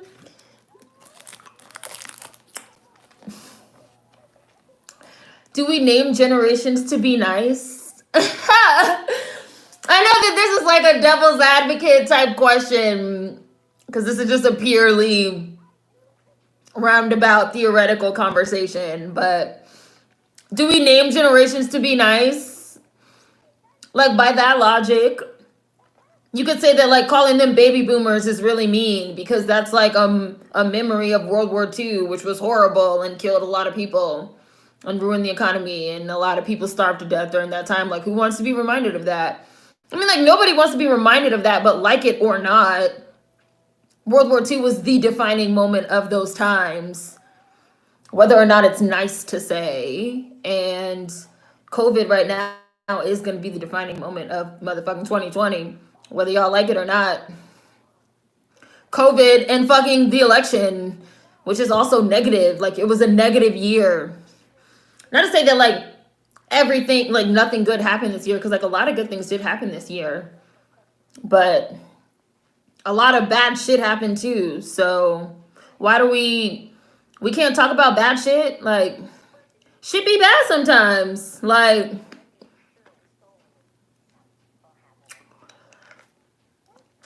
shit be bad.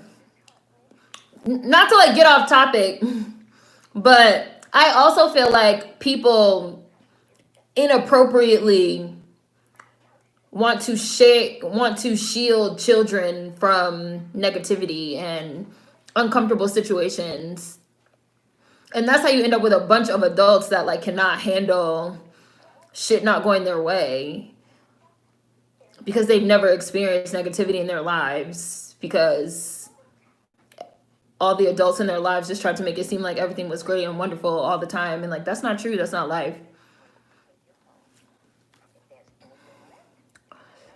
Like, if you're born in 2020, there's going to be a negative association. That's it.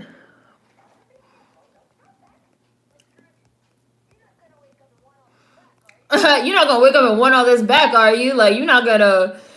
And I say this to somebody that was like, I don't want a COVID fucking holiday ornament, though. I still don't want a COVID holiday ornament, because that's not something I want to think about at holiday time.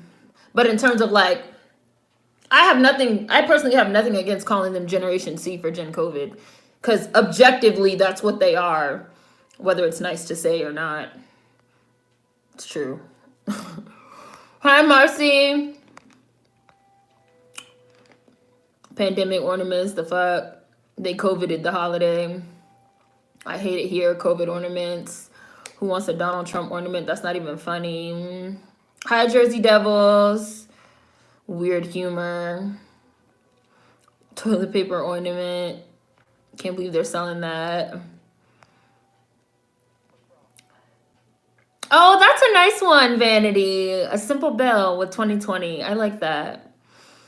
I like to buy a Christmas tree ornament each year thing too. It's not about negativity. It's about history and understanding it. Do we view the silent generation negatively just because they are associated with the Great Depression? You gonna say Miss Scrooge went crazy? I'm with the kid. I'm backing away slowly. I understand why people think it's too much, but I wouldn't care at all about being called a COVID baby. Gen COVID, it was a thing that happened. So, I mean, like, a lot of the kids in my generation were called crack babies. So maybe I just like don't, it doesn't bother me, like, because of like the crack epidemic. Like, there was a generation of kids that really was called fucking crack babies. Like, the kids will be able to deal with being called COVID babies, which is true.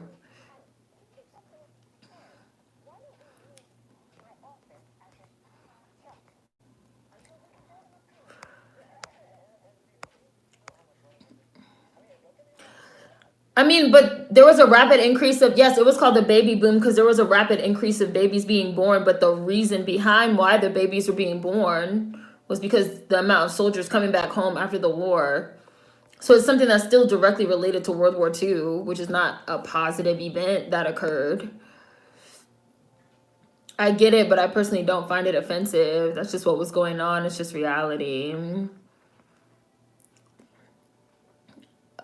What other generation had a distinctly negative nickname? Crack babies. Boomer can be interpreted as either good or bad.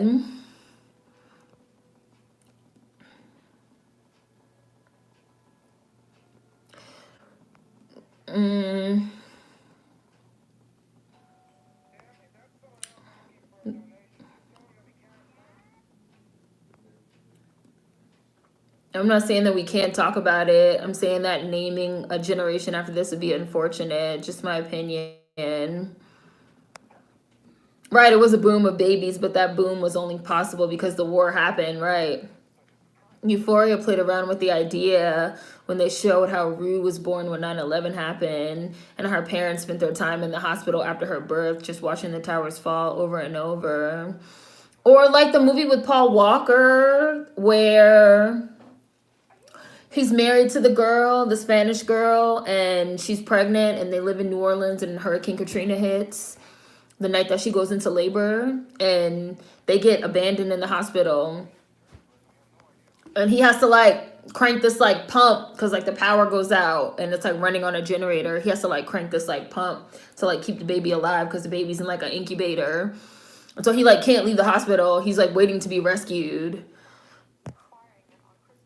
by someone that has like an electric, like a vehicle with like access to electricity for this like crank shit. And all type of shit happens. Like the hospital starts flooding.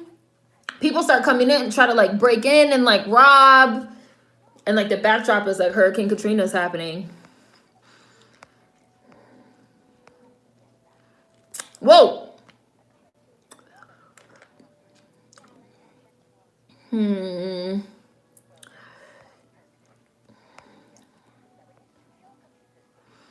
A Donald Trump ornament maybe for Halloween.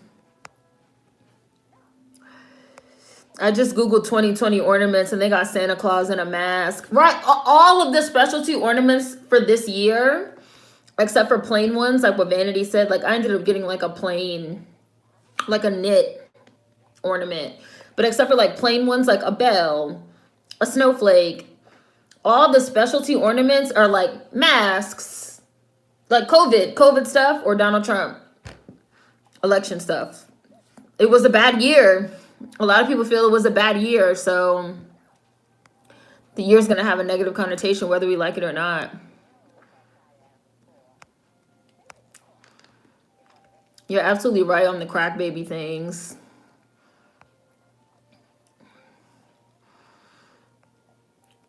Then it turned out it wasn't the crack that was messing those kids up. It was the abject poverty. Right, like...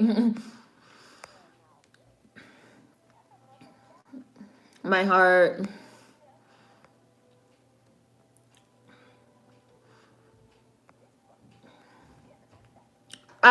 Well, crack babies is the name, I would say the name for a lot of millennials and Gen X were called crack babies. Yeah, like none of the names are official. What makes these generational names official? Yeah, none of the names are on official government documents or anything like that, if that's what you're asking, but they are more or less nicknames that are used for generational purposes.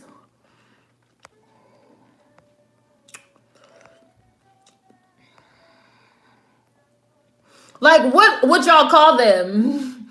Like, what would y'all call them? Does it not seem disingenuous to be like, let's call them, like, what would y'all call them in 2020? The generation of what?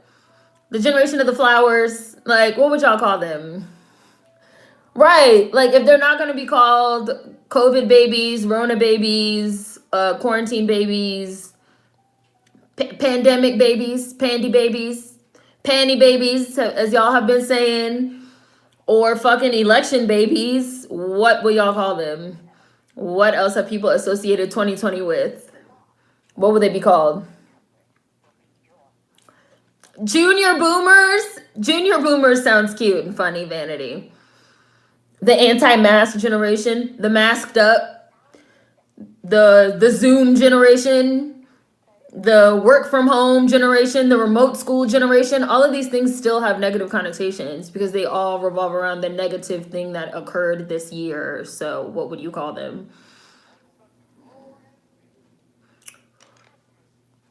Like, I'm really curious.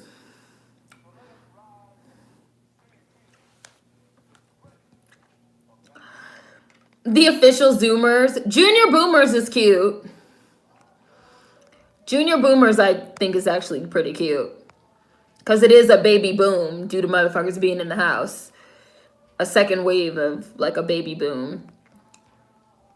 But, again, the reasoning behind it is still going to be motherfuckers in the house because it was COVID. They should probably go with junior boomer. Junior boomer is cute.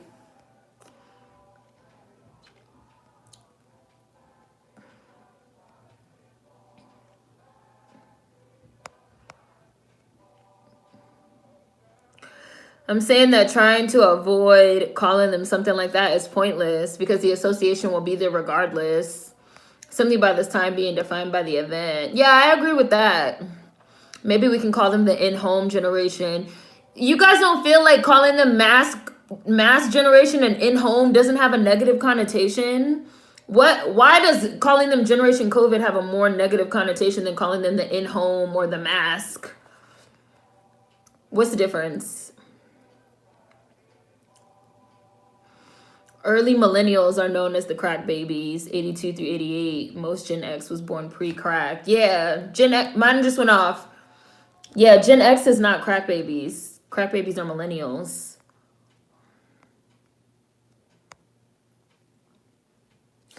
Oh, it's like starting again. Okay, ended. It just went off. Hi, fam, Samity Sam. Rona babies. I call them late for dinner. If you call them the mask generation, the only reason they were wearing masks is because of COVID. Right. How is calling them mask generation less negative than calling them Gen Z? Rona babies. Y'all like Rona babies? Y'all are funny. Y'all like Rona babies? How is Rona babies not negative? Like, what is the difference? The movie went off. So I'm just looking at this before I start the next one. So if anybody wants to have a little break, have a little intermission. I like Junior Boomers too. That's probably like my favorite one. Junior Boomers. Generation 5G. This choir is not it. In-home, Zoom, Mass, Junior Boomers. I'm liking it because while it does carry negative connotation, it's not distinct, to me at least. Junior Boomers, much better than Generation COVID. Junior Boomers, very cute. Yeah, it's over. It just went off. I think Junior Boomer just sounds cute, but I have no problem with Generation COVID because that's what they are.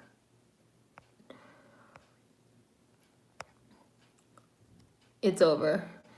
I guess it's too explicit because it's directly referring to the virus.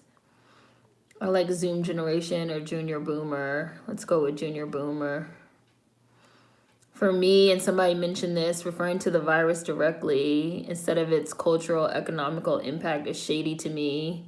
So you want to talk, so it's rude to call it the name of the virus, but better to call it the negative impact that the virus had. Aren't these all still negative implications that are putting on the generation, that are being put on the generation? I'm not saying that one of these other names won't be a reference to COVID. I'm saying that the name COVID, a disease, and a general grouping of diseases at that is a lazy name. Well, the actual general grouping of diseases is coronavirus. COVID-19 is actually the distinct name of this one. It's not a general grouping of diseases to call it that.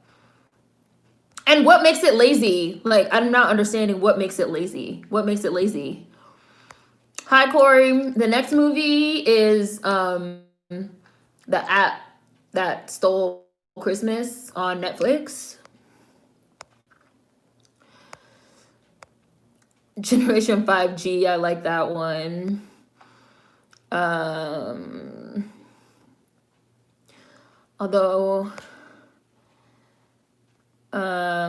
it isn't an official term to describe, they won't put crack baby, gen in articles and graphs. They'll use the official, unofficial term. They use crack baby. They use crack baby and crack baby, super predators.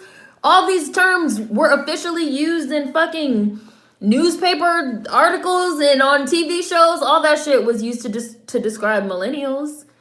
It was used to describe millennials.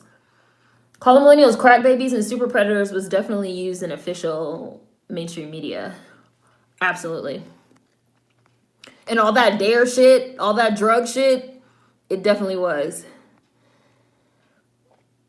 Team call a spade a spade. Gen COVID is fine. I like that movie too, Miss Scrooge. Yeah, the app that stole Christmas is on Netflix. That was a wonderful movie. Michael Beach was for once a boon. Yeah, I liked it a lot too.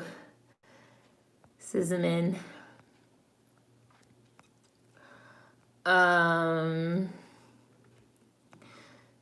But I didn't say that I'm asking what makes it lazy to you. Just reiterating that it's lazy to you is not explaining why it's lazy. I'm asking why. I'm not understanding why you find it to be lazy. I'm understanding that it's lazy to you, but for what reason is the question. Hi, Zafuri. Yeah, it was a great movie. Super cute. They definitely use those terms to describe millennials. Like when we look up names for each generation, crack baby won't be listed. I mean, look up the names for it where. It's not like there's an official database where you can look up generational names. None of the generational names are official. But I can look up media from the 90s and even early 2000s where millennials of a certain age are referred to as crack babies and super predators. Like it's false to say that that's not used to describe a certain subset of babies that were like born at a certain time. I don't agree with that. That's not true. Like that shit was like everywhere. That wasn't just like people talking. Like, and this was also pre-social media, so this was terminology that was used in like mainstream media. Like that stuff will be there if you look it up. I don't know if anybody's like taking a break, having an intermission. I'm just like waiting a couple minutes before I restart. Well, not restart, but before I start the app that stole Christmas. I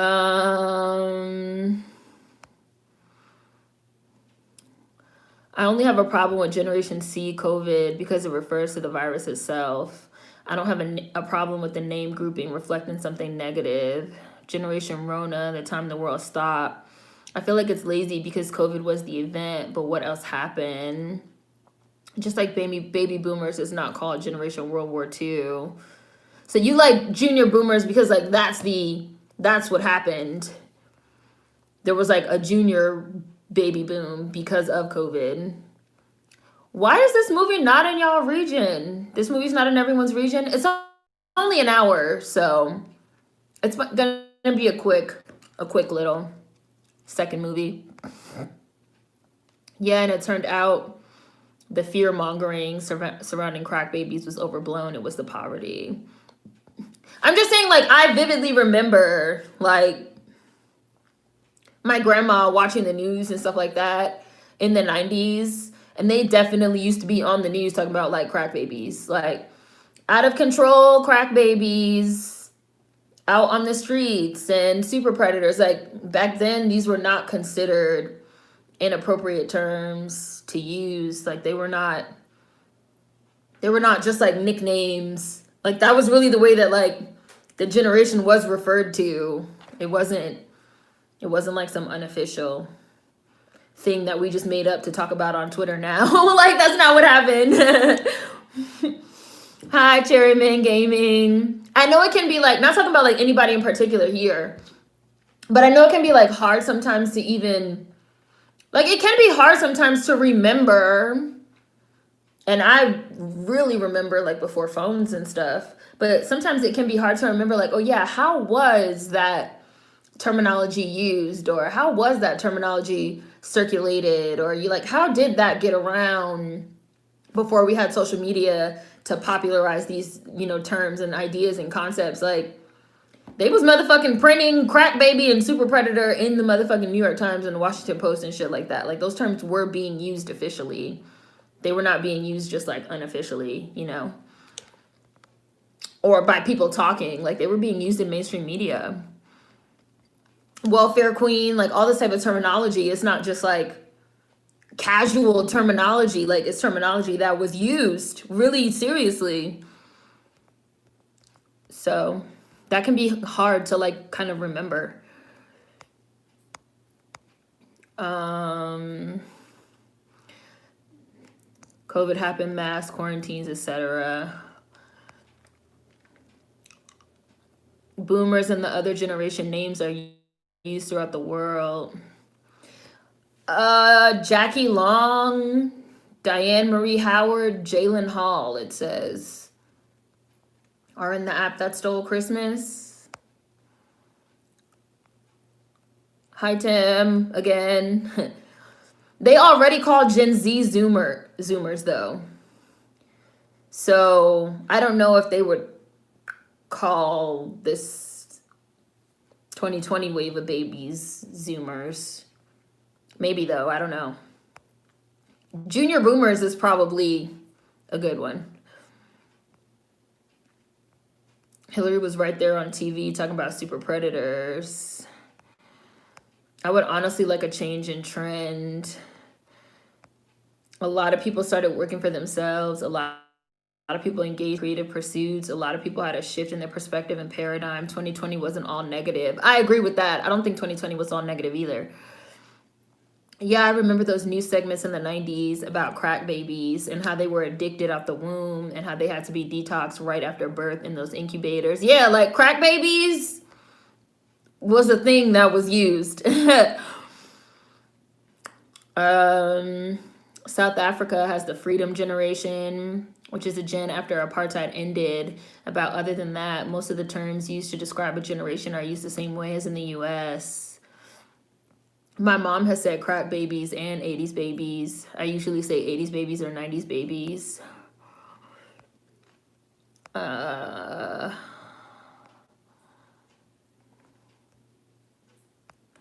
but I think it depends on what you're looking for, because when you say that, because you said when we search what are the generation names, the crack baby term won't be a category on the chart. What is the chart? What is the search engine? What is the metric? What's the metric that you're using? Because crack babies is like official terminology that is on things. So,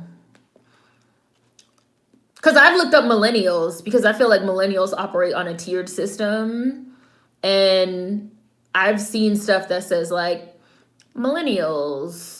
There's like all types of different stuff in there. Crack babies is in there. Crack babies, super predators, technology, like tech babies, because a lot of like the middle millennials were like the gen that first got acquainted with the tech. I've seen it put in a tiered system with like middle millennials, old millennials, young millennials. Yeah, associated names. So like, what is even the metric when we're talking about like a search? What's the metric that we're talking about?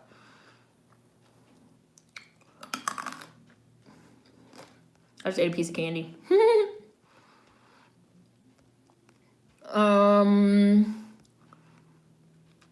My mom was a crack baby.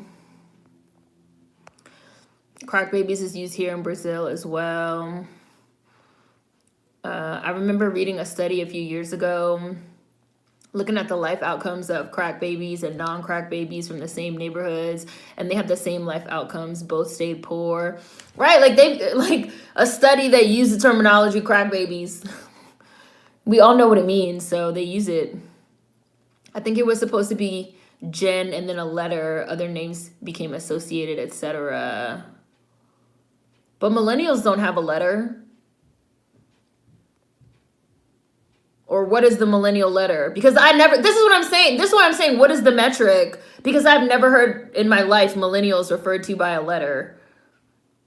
Generation Y, okay.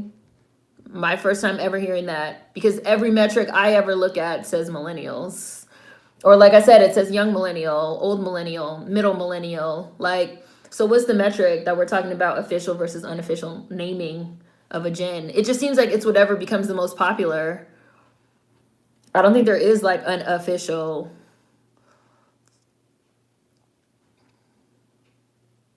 So when you type common generational names for the generation between 81 and 2012, y'all are telling me that Gen Y is going to come up and not millennial?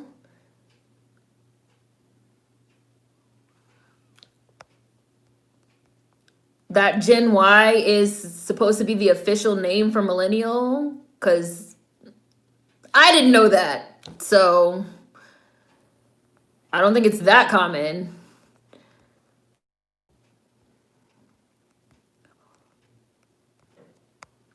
Crack babies was used. I remember watching newsreels of the anchors going to baby wards and saying they are filled with crack babies.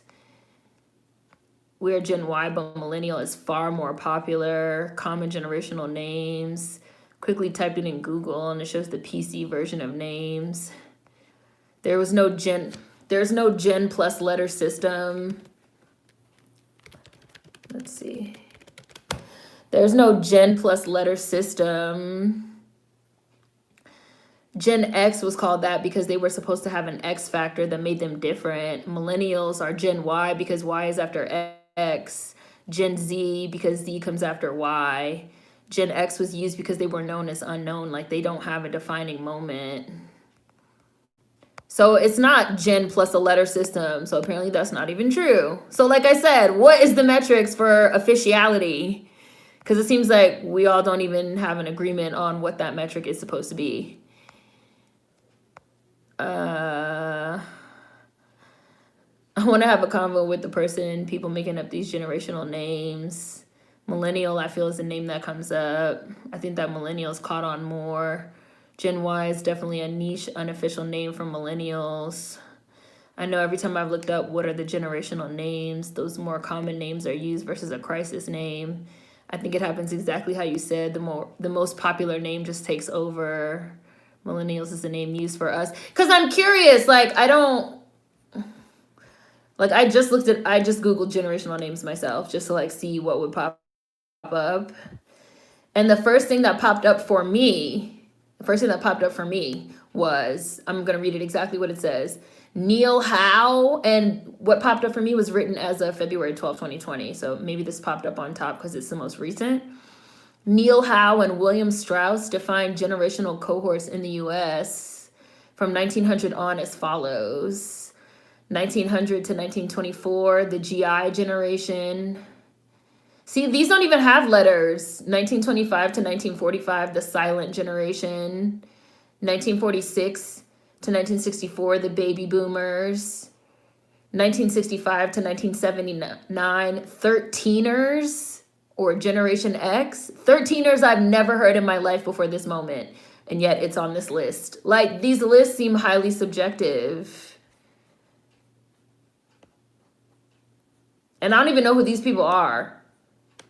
Neil Howe and William Strauss are the ones that created it.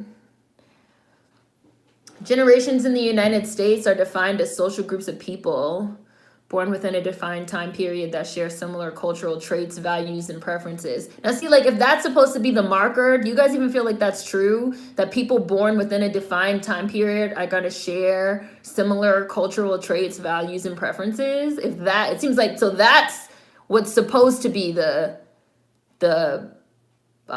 point. In the United States today, most people identify as millennials, Xers, or boomers. While generational names have existed for years, their regular use is a fairly recent cultural phenomenon. Yeah.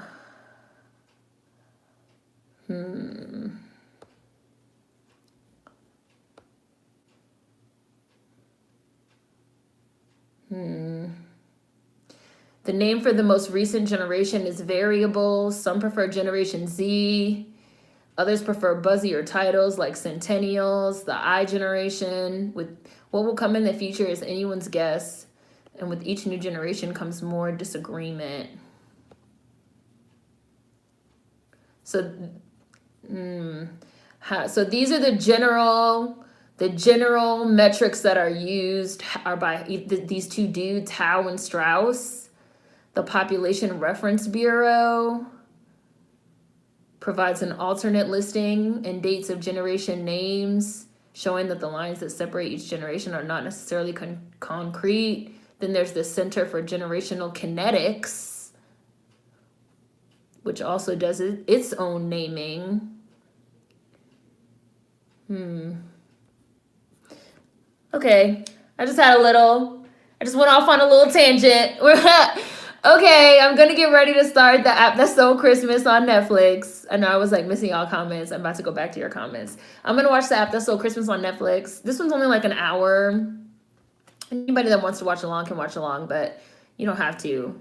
I don't really know what's gonna happen in this one. I know that motherfucking Esquire from ATL and Ray J are in it. So, you know, I don't know. We'll see. Y'all voted for this one. Y'all voted for this one over Christmas Bells.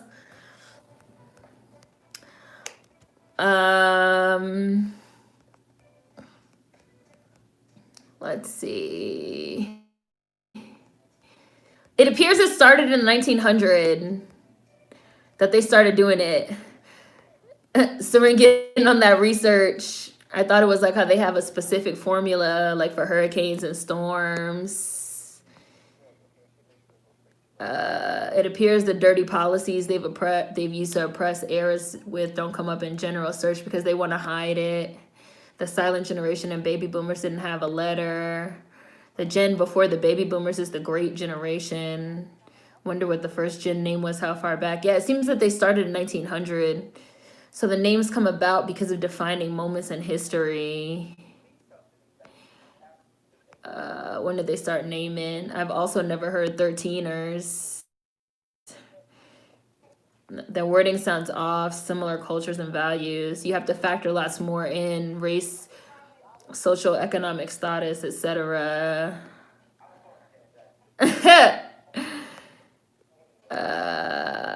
I'm looking at a chart where they call Gen Xers the baby busters. Yeah, it seems like it's highly subjective.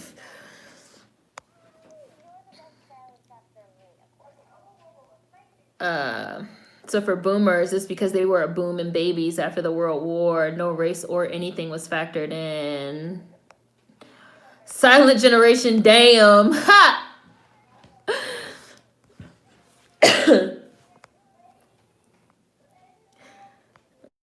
I'd be like, girl, I can hear that you are offbeat. They got this Target furniture in here. I recognize this Target furniture anywhere. She's jamming. You heard it was funny? Oh! Are you sure? She got it. For the freedom generation in South Africa, it's because they were born after apartheid and now have more rights than the previous one. So you're technically the iGen. I played. I'm 2 minutes in. I just started. The first generation is the lost generation. Yeah, no, you can't. That's why when we first started talking about it, I was like, do you guys think we should even keep doing it? This like generational thing. I think it's incredibly subjective. People have their names that they like. Alexia, we were born in 96. You're a baby millennial. Get up from the kids' table and sit with the rest of us sad young adults. 3 minutes and 10 seconds. He's talking about his app and how his app is making it easier for people to shop. Life as you know it will forever be changed. Yeah, his locks are long. Excuse me, real long. Oh, so they got him playing like a black evil Jeff Bezos character.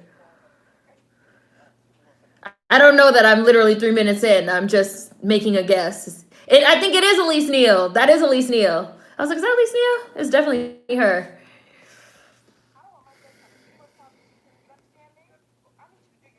Oh. Who is this? I know who this is. I know she's serving some Tina Lawson. She looks very familiar. Miss Booker.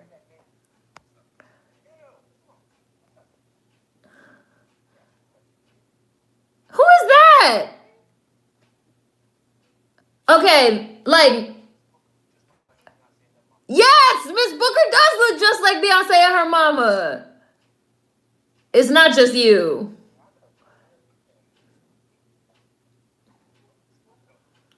Like, is that her? She looks different. Is that actually Tina? She looks different.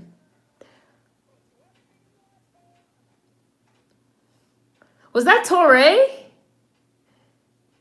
Oh, this girl can't focus. Somebody need to take her earpods away. She can't focus. I bet you didn't, because you always got these damn things in your ears. Yes, that's what he said. Of course you didn't.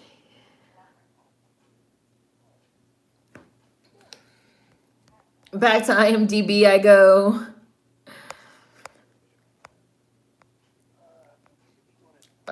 His locks. So we've come to the conclusion we can have multiple names for this gen. It's time to trash it with a lot of things. Whatever catches on in the future wins. The people will choose. The people will decide. We should start naming the generations things that are totally random, like Gen Unicorn,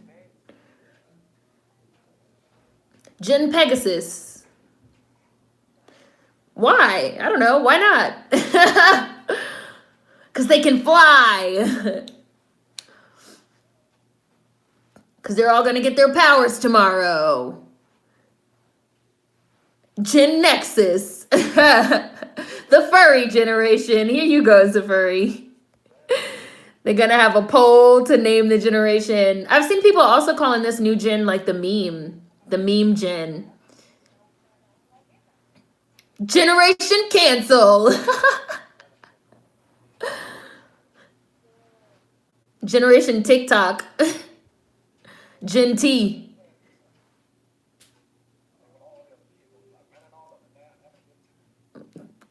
Running all up and down the block, having a good time.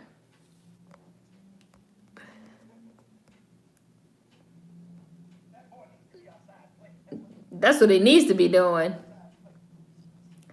I mean, I like how he's defending his kid. Look at the kid's face. Well, Grandpa, you heard that. Her skirt is cute. Let's see. No, you're not. Seren really looked like the grandma squinting with the glasses meme. Whenever y'all see me use that meme, I literally was looking. When I seen that Joe Biden is gonna name Pete Buttigieg as his fucking transit authority person, I literally looked at the phone. I was like, does that say motherfucking Pete? Put my glasses on. Does that say Pete Buttigieg? Who has no fucking experience in shit? Whatever. I sure did. Get out my house.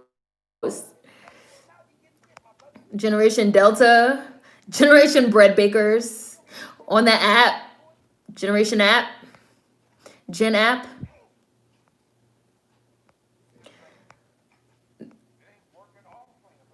Oh my God. I hate that noise. Doom, doom, doom. That fucking message. Doom, doom. She really gave him the pills. This one you need a no phone rule at the motherfucking table. Generation cancel. Gen meme. The Screenies. I kind of like the Screenies. That's a cute name for them. The Quarantikes. The cancel Gen. Gen Frogleg. Gen Prius. Gen T. No, not Gen TikTok. That's much more depressing than COVID. I'm cool with Gen TikTok because it became big last year. They live in Beverly Hills. Where he gonna go play? Pretty Ricky is the grandpa. Gen Payback for the reparations generation. Gen TikTok, it would never go away. Pete Booty Juice. Timestamp. 9 minutes-ish. You know Netflix is weird with the time check. He just asked his dad how was his day going. He's playing like the young hip grandpa. Everybody at this table look young. We got a young hip grandpa. We got an older Esquire as the dad. Oh, you talking about me, but you on your phone. Don't touch that phone. This is like that damn little documentary they made where she put the phone in the thing and the little girl took the hammer. Oh, you did? Oh, yeah, you saw it at the end. Yeah. Why does Netflix do that? Why do they show the time at the end? Oh. So what's up? Unique. Merry Christmas, Isaiah King. All right. I will. Enjoy the holidays. Pete gets a seat, but Bernie is still on the outside looking in. Also, what does Stacey Abrams get for her hard work?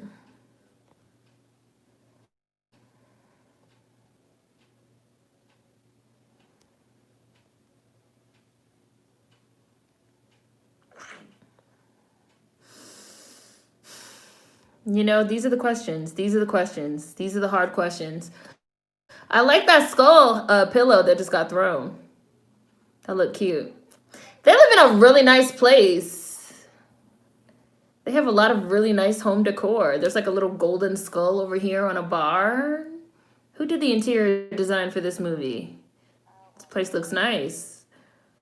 Oh my god, this fucking noise! Ew, ew, ew. I'm pretty sure it's supposed to be fucking annoying. Motherfuckers can't get off the app that he invented. They just shopping all day, buying shit.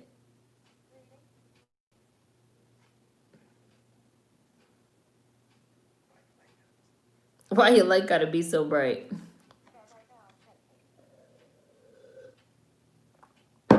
That shit has to be annoying when you're trying to sleep and all you hear is this noise and she got this light on.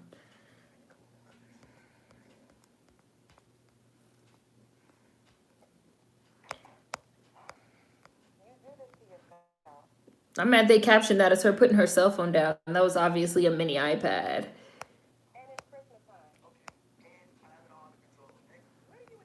And Jen paid. Ha!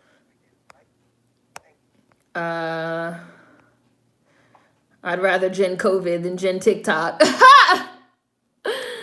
Jen blank. Hi, keep making. Jen reboot. Hell yeah. I wonder if any app will ever be able to compete with TikTok at this point. I mean, TikTok isn't touching Facebook. Just because Facebook owns everything. I didn't know Facebook owned Oculus. I learned that the other day. That literally sounds like TikTok and the automatic scroll. Gen Tech. Gen Do-Over. This damn noise. Choo, choo. Who is this? How does Santa Claus end up on his phone? No, I can't believe it.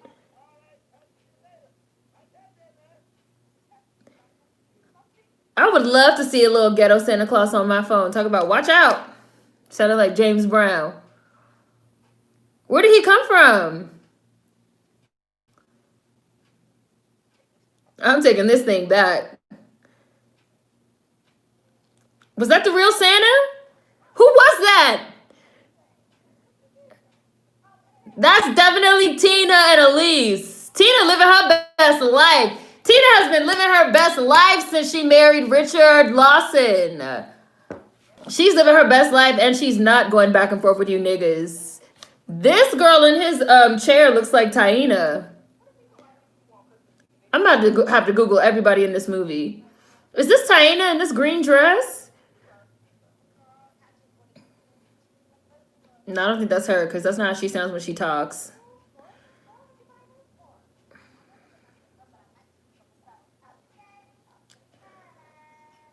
This is ridiculous.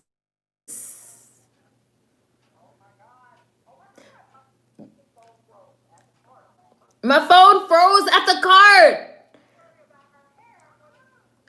Is there any worse emotional pain than your phone freezing up right when you go to hit pay?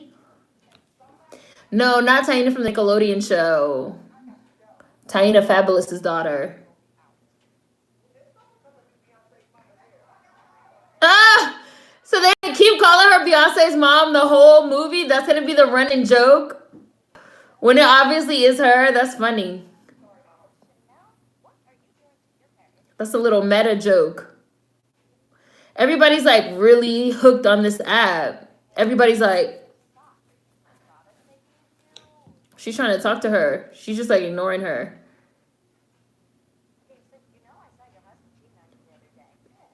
Yes.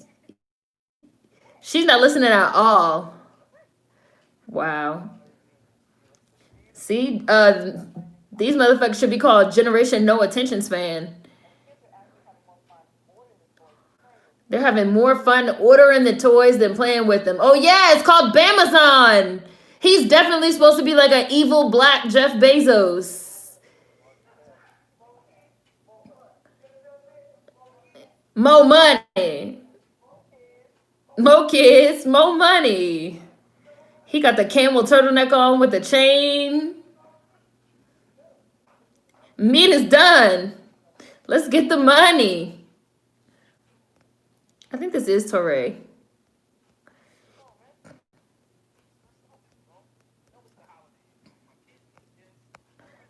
My girl got a girlfriend. Got a lot to buy.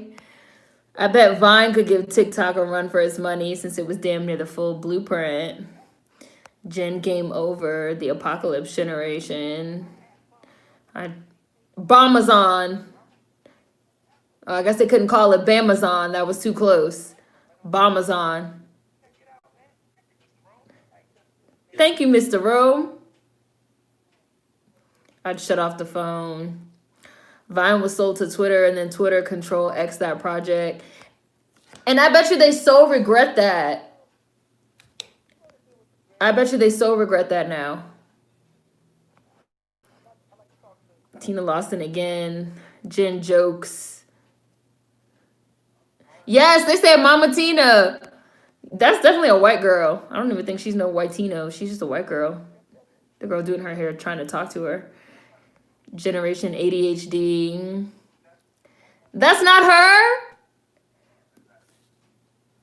Maybe she's having an uncredited cameo because they also keep calling her Tina.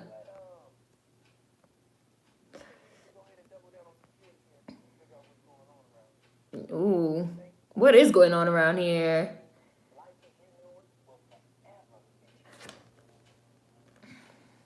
No, we're talking about as Tina Knowles in this movie. I'm pretty sure it's her.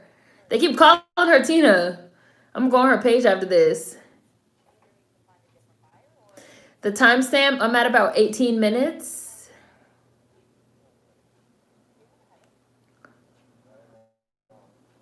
He's like stressed out.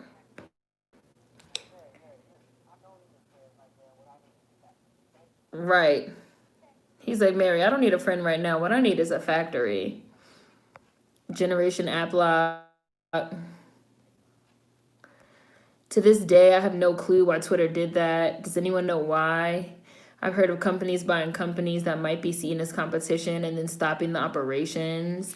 Twitter tried to like do their Periscope thing. And I don't know if Periscope is still around, but I think that they bought Vine with the intention of like integrating the Vine service into the Periscope thing. And then like that didn't work. And then they didn't have any foresight on, because like people weren't really using Periscope like that. And then I feel like they didn't have any foresight on like, well, maybe we can use Vine for something else. Like TikTok, which used to be Musically. And I remember those like old Musically commercials that used to be on TV. So then they just like shut it down. And then like here comes TikTok, and now they're trying to like play catch up. No, that's not her. She could be a damn Tina Lawson impersonator. From my understanding, one of the reasons why they shut down Vine was because the Vine stars started wanting money directly from Vine, like YouTubers. That isn't Tina. Jen Blockiana. What's wrong with him? He's trying to get his granddad's attention so bad. This man is like the cool granddad. That should be so funny when a kid is trying to get your attention. They be like, ah! They be putting stuff down, make all this noise, and you just be like,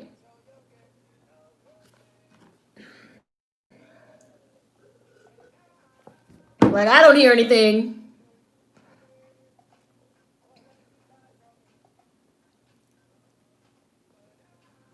Damn, he left her waiting. She's dressed all cute.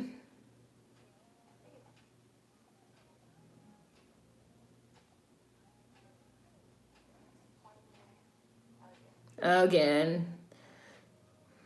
Oh, her fingernails look cute.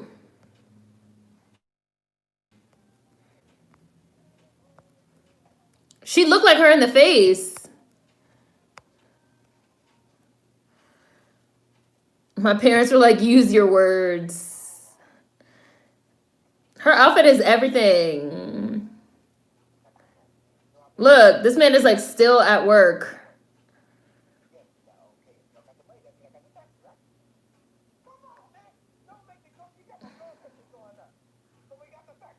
This man is a workaholic.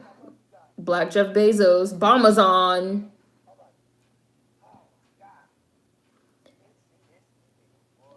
The emails. Let's see what time it is. Yeah. Oh, yeah. You late as hell. It's nighttime. She was sitting there for hours. How you just lost track of time like that? Oh, no. He bumped into him.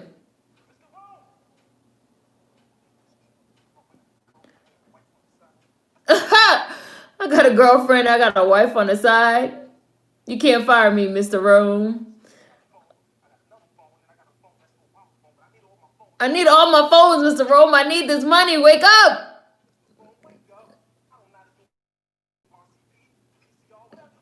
VCR. Mr. Rome, can you hear me? Whoa, we're inside Mr. Rome's head. Playing apps, it ain't healthy. Right, what's up with this Santa? Whoa.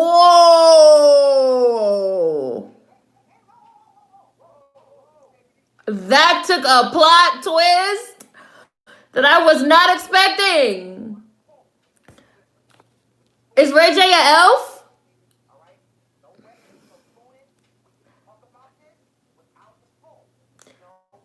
We could talk about this without the spoon. Just calm down. I've been kidnapped.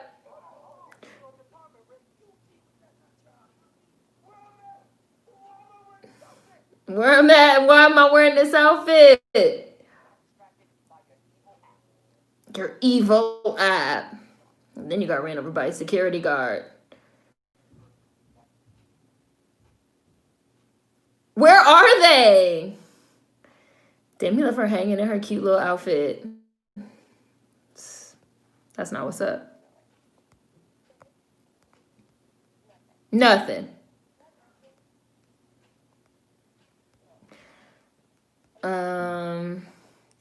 My parents were like, use your words. Her outfit is everything. They gonna be Jen Cheeto. Her nails match her outfit and lipstick. She cute. His skull thin if that knocked him out. Hi, Cam Powhatan. Jen woke.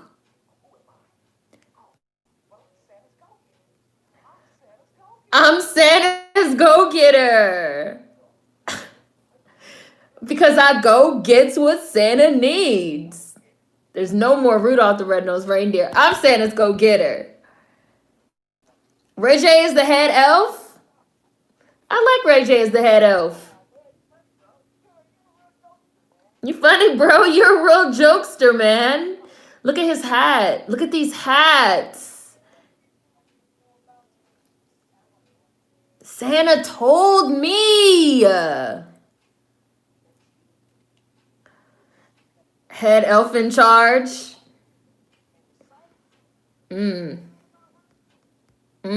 That is true. Santa told me. When I was little and hungry and trying to tell my parents, I would just walk up to them, put my hand on their stomach, shake it, and start saying, grrr, like it was growling, and then look at them. Bomazon! Look, they're talking about how he got them hooked on the app. He's definitely an evil Black Jeff Bezos. Preach it. Stole the Christmas spirit. You just took it right at everybody. He did say VCR. No spooning.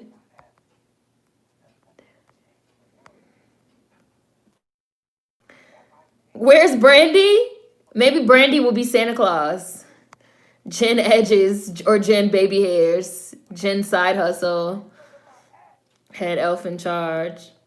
I was about to say, what about Rudolph? Rudolph Stan.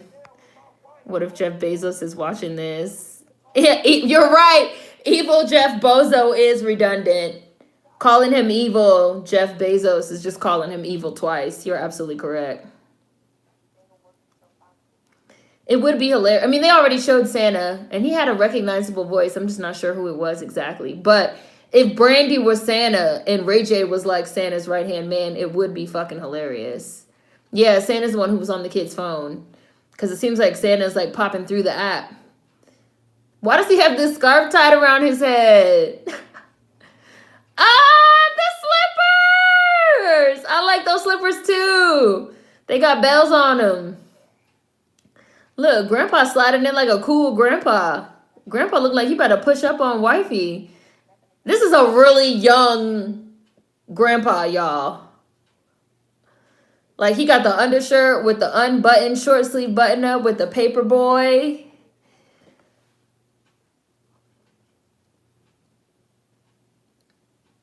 He's not old enough. Oh my goodness, he's in Santa's house. This is a cute set. The fact that he really went to sleep in there. Oh, look, there goes Santa.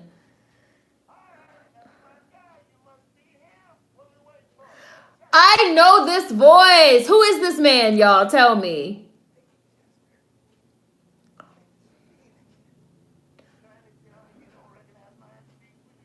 What? No. I mean, I know he's old enough to be the grandpa, but he just looks great. Oh, he used to be on Tom Joyner. I'm like, man, I know this man's voice. J. Anthony Brown. Whoa, this man's voice is so familiar. That's where it is, because I used to listen to the Tom Joyner morning show. Oh, oh, oh. It's the Tom Joyner morning show. So what, is he in a coma now or something? He's not awake, is he? Is he awake? He definitely looks like he's in a coma or something. Right, why are the covers up to the neck? Why they got the covers pulled up?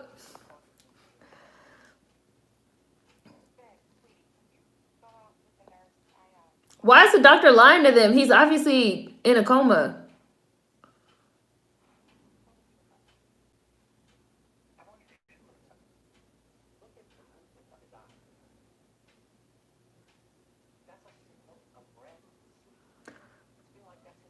I don't think he's sleeping.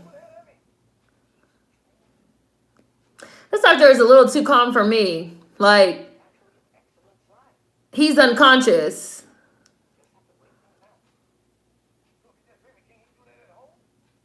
He got a diamond chain on. Gruff's got a nice ass chain on. Y'all see this chain?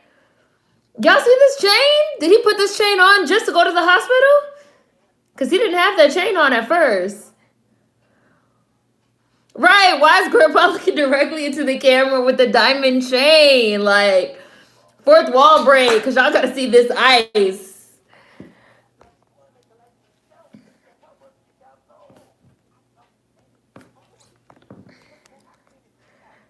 I don't make toys. I created this app.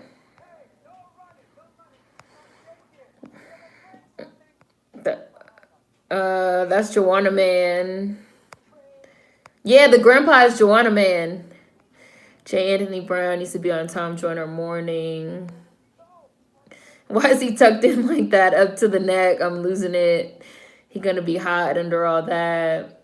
The Tom Joyner Morning Show was an irreplaceable staple of my morning commute to school. Same. That and Russ Parr. Crazy, it only went off the air a year ago. Graham St. Lion. JQ here is my floor manager. Why he got the cap in the back? You talking about the Santa Claus hat?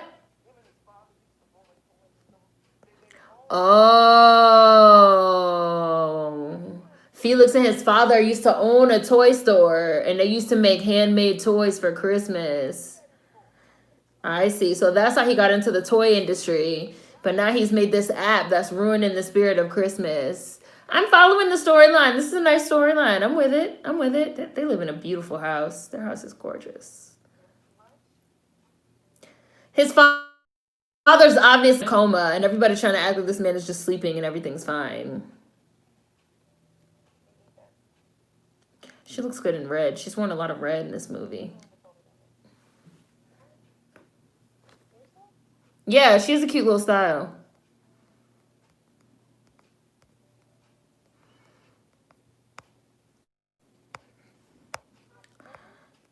I want some cookies. Yes, chocolate chip with a little side of booty. The Santa's Workshop Exploratorium. Shit, I wear my chain in the hospital. This dress cute too. Love the Rest Power Morning Show. I like her style. She could right. Okay, shape. Like she was poured into that dress. That's why I was like, damn, I'll have some cookies with a side of booty too. The shape. The fact that he's dressed up in this elf costume is hilarious. Right, what you mean by cookies? Them goodies. The clothes do fit you.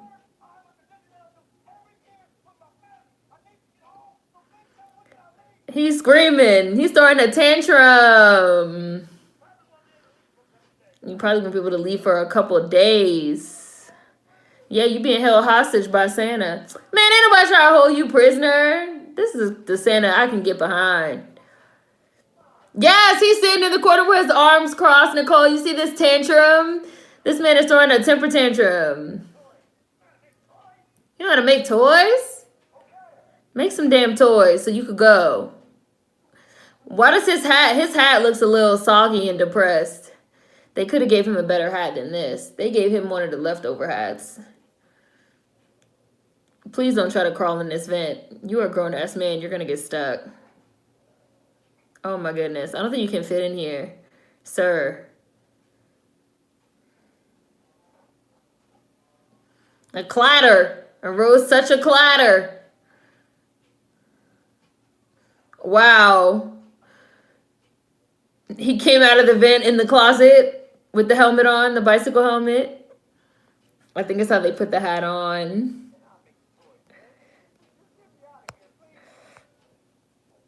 The body looking good. I did peep her booty in the beginning. Yeah, she did. And Santa just listening to him do it. Ray J as the elf is sending me. I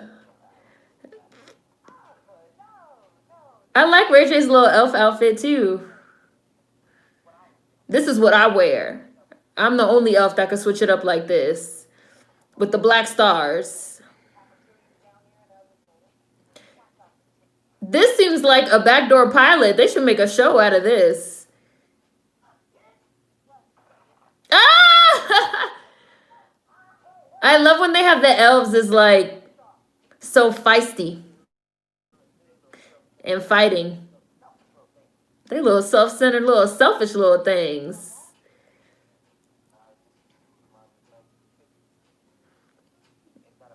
Is that a bad thing?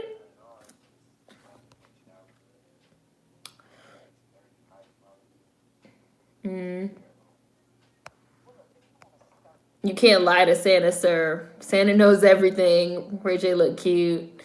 No, I haven't seen the show The Startup. Speaking of evil tech startups gone awry, have you seen the show The Startup? I haven't seen it.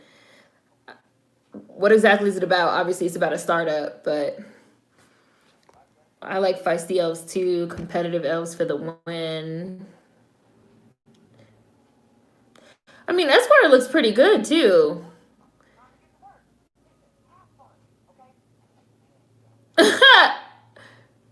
Ray J not gonna help make the toys? Come on, Ray J. Let me see you make some toys. Let me see you have some. Look, he got the red. He got the red suspenders with the striped socks. I want to see Ray J use some elf magic. This might be the first time I've ever seen black elves in a holiday movie. Can y'all think of any other holiday movies that have black elves making the toys? Look at Grandpa Chain. Grandpa changed clothes, but the chain stayed the same. He's obviously in a coma. They got his head wrapped up and everything.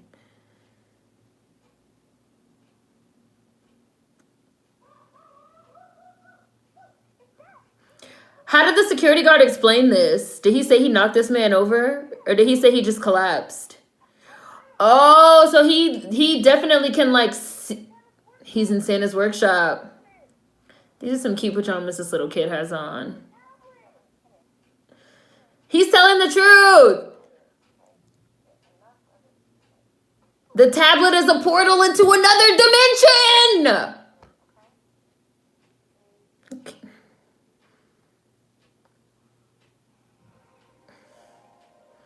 Listen, if my child came to me and told me their tablet was showing them a portal into Santa's workshop, I'd at least look at it.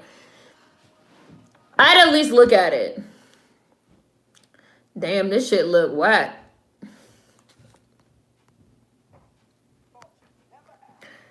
Elf magic. I was thinking the same thing. It's always little white elves. Oh, Bad Santa. But in Bad Santa, they're not magic. My first time to Disney Channel's The Ultimate Christmas Present. I don't think I saw that. Magic tablet. This is slavery. Santa's sweatshop. They're trying to teach him the true meaning of Christmas, Nova.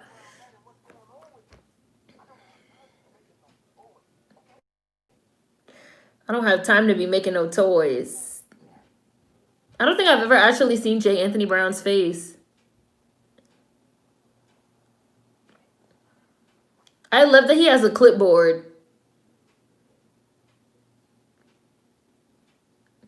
I don't know if you can call your... Yeah, there's no service. I was just about to say, I don't know if you can call your wife from this alternate dimension that you're clearly in.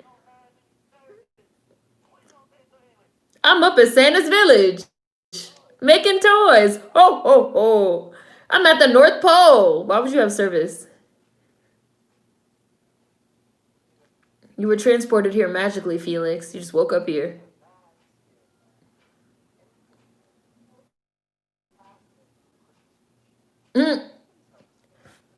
Make some damn noise, Felix. Stop hating. Oh, shit. You're right. He was in Drumline. He was the fucking other band director. He totally was. Why was everyone in Drumline? He was the band director for the other school.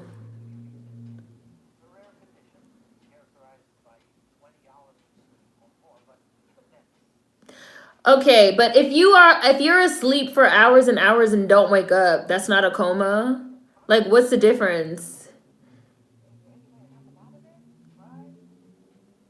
No, not really. We just have to wait for him to wake up. What if he never wakes up? Like, you're telling me he's asleep. What if he's actually in a coma? Bye, Nova. Right, he was from Morris Brown. Right.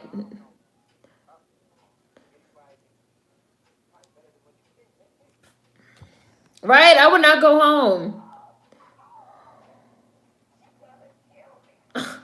They got a little rivalry going. Mischievous elves. Welcome to Shanna's workshop. Why does it say sky in the back? Give me some elf magic and I'll make some toys. It came out back in 2000 with Tween Brenda's song. When people think their phones will work literally anywhere. He has 5G service. I mean, that is what they were saying, that the next stimulus check was going to be $600. Are these elves? These are all the elves? He was from Morris Brown. I would not go home. These are all the elves? This is like how... it don't even look cold at Santa's workshop. It looks beautifully sunny and warm. I don't think they're in the North Pole, guys. Oh, he tried to run away. He hit a magical force field. Maybe they are in the North Pole. And it's just magic.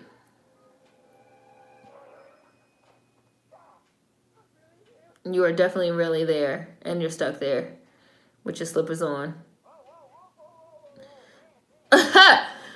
Ray J took the scarf from his head and put it around his neck with his little Old Navy red vest. You will go. They keep telling him that when he's ready, he'll leave. I would just stop trying to escape and I'd just play along and make some toys so I can go. Like, you're making it harder the longer you resist.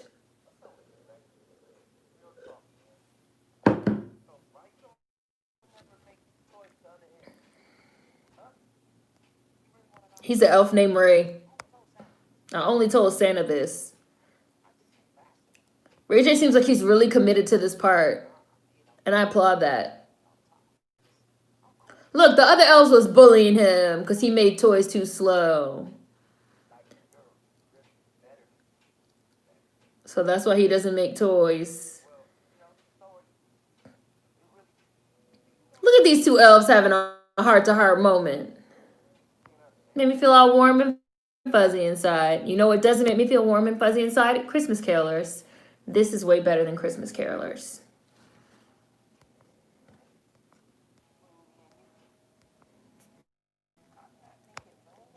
A coma is defined as 6 or more hours of unconsciousness that you can't be woken up from. Okay, so he's definitely in a coma. The doctor needs to stop saying that he's just asleep and dreaming.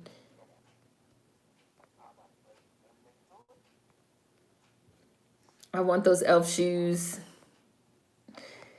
Ray J's doing fine. I'm impressed as well. It's cute, Zafuri. You should watch it. And it's nice and quick. It's cute. We're already halfway through it. Those two elves should have a YouTube channel. Olivia! I just said they should make this a show. They should just make this a cute little backdoor pilot. Make it a little hour-long show. And the show could be about them getting ready for Christmas every year. And they could have a little movie about Christmas.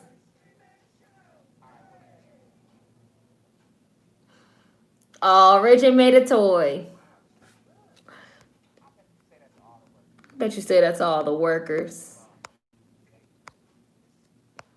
These two elves should have a YouTube channel. I always felt like Ray J was a decent actor.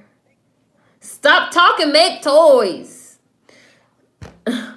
If he's just asleep, why can't I wake his ass up and leave the hospital? What would they even try to charge them for in terms of hospital services? Oh, look. He's talking to him through it. It's Santa.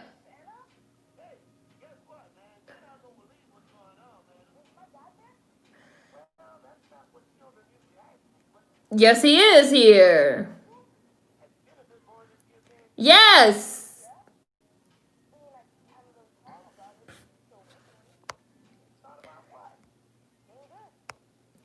Ray J definitely did this for his children. This is cute. This is like really cute. This is super cute.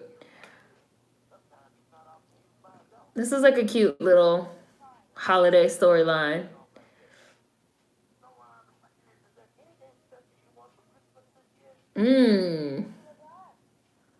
I love his little reindeer pajamas. They're very adorable. Yeah, like, can he wake up, please? Oh, look, he's making toys. I love wooden toys.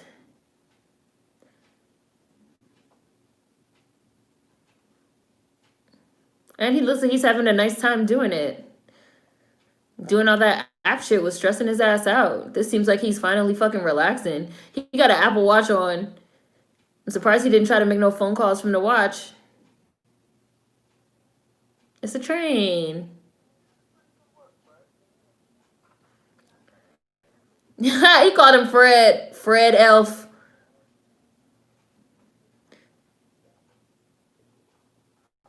This face he just made. See, she's been wearing a lot of red. There she go again in another red outfit. She got like a red one shoulder jumpsuit on. She got a bow looking like a present.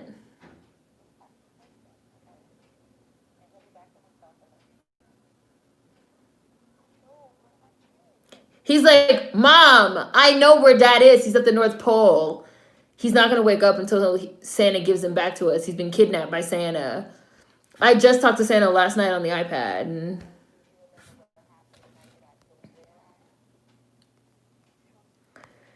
I love Black Holiday movies the best. He's on his phone all the time, so it's not like he's been into bad things.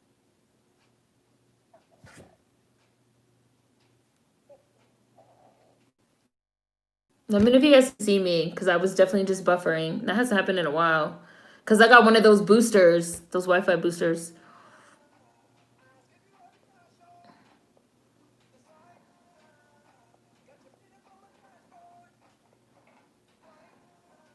This looks really nasty.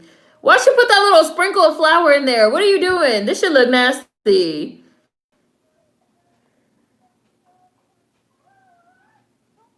These are not cookies.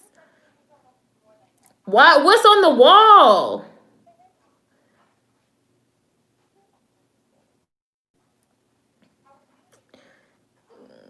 Please don't eat these cookies. Please don't give these cookies to your child. Everybody keeps saying Felix is going to be okay. This man is literally in a coma. I mean, I know, like, you have to say that. You have to believe he's going to be okay, but... No, it was me. Look. Right, he tried to eat one of them nasty-ass cookies. Look at him. Oh, look at him throwing up. No, girl, them things is nasty. No, he's a child that hates cookies. I should have told you. Look at this wig Ray J has on.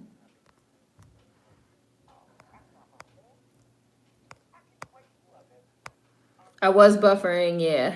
You're back. Got worried for a minute. She's messy too. Nah, bitch, you can't cook. Thought it was my Wi-Fi. Nah, it was mine. It was buffering for a second. Right, there's not a kid alive who don't like cookies. I mean, maybe there's some, but I've never met them. There's about 15 minutes left, so we're almost to the end.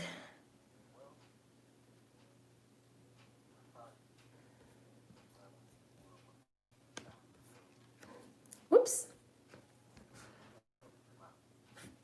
Bro, why does Ray J have this wig on? Ray J's really looking at him with this straight ass face, like listen to him tell this story about his father.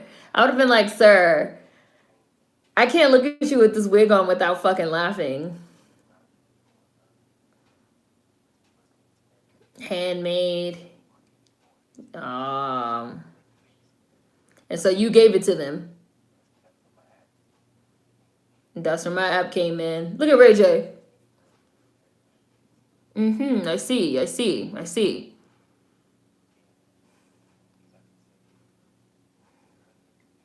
So you are the Grinch that stole Christmas.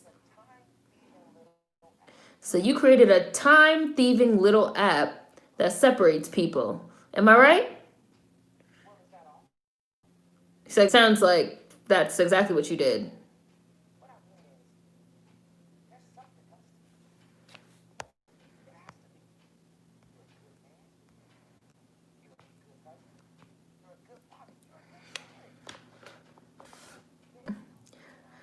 The Thursday chats always have that many people because not everybody wants to watch the movies, and Thursday chats are normally like more current events and topics. The Sunday chat normally has between 50, sometimes up to 100, but hardly ever that many. And especially for the double features, because not everybody could stay on for like, hours and hours. But it's funny because a lot of people watch the longer live streams later for other things, I guess, like background noise. It's kind of interesting. I did like a 6-hour live stream once where we watched like 3 movies. And I'll never forget, there's like somebody left a comment that was like, I love to put on 5-6 hour live streams while I paint. Like, it's really interesting what people use the live stream time for during the replay. I read it in a book. He's really serving the Grinch. with this hat and this wig on. Yep, we're still here, Richie. We had a double feature today. That's what we were just talking about.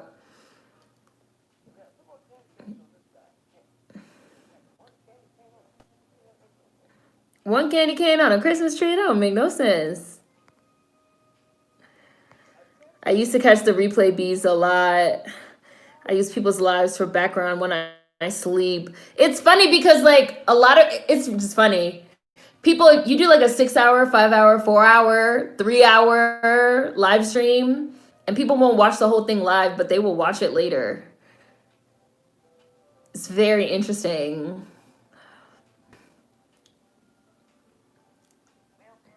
Like people put it on for like when they're cooking, or it's funny.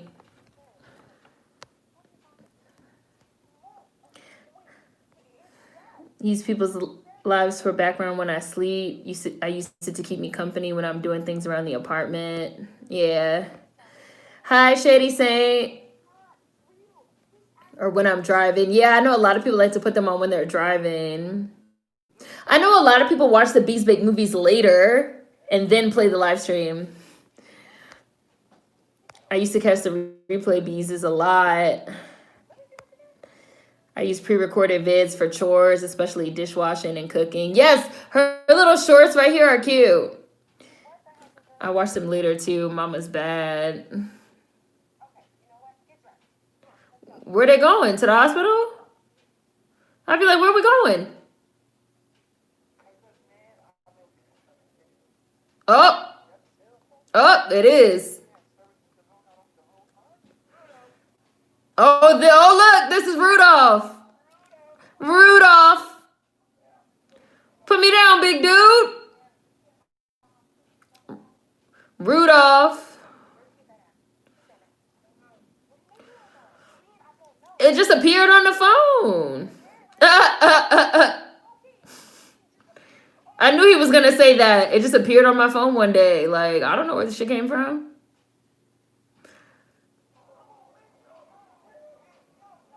Look at all the elves. Look at the elves in the break room. They look so cute.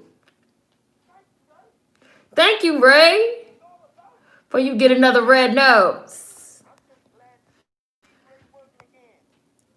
I also would have been asking where we going. Santa, you're a liar. Oh, wow, Mar. That's an interesting choice. Keeps me focused. Where's his red nose? Grandpa was quick with that belt. He was like, oh, I'll get it out of him. Oh, so they're just going to like send him back through the portal or whatever, back into his body. This is, I'm going to say, probably one of the better explanations for someone like disappearing to the North Pole. Because technically he's like only there in his mind. He's in a coma. He didn't actually disappear. Look at tatted up elf in the back. Yeah, this is some real astral projection type of mess. Yes, he definitely hopped out his body and astral projected. I wanted that subconscious reprogramming. Yeah, that's what I thought about. I feel like that really works. Rudolph, why you bugging? I'm pressed. The Rudolph I remember is nice. Hi, Brianna. We're finishing up the app that stole Christmas, but it's like literally at the end. There's like 8 minutes left.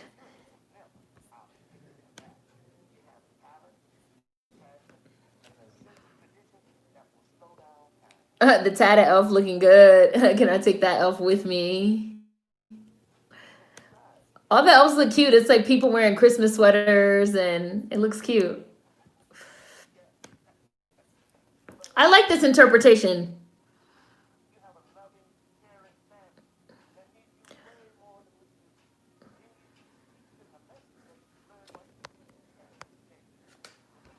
Take Ray J. Take your friend Ray J the elf. So you never forget what's really important.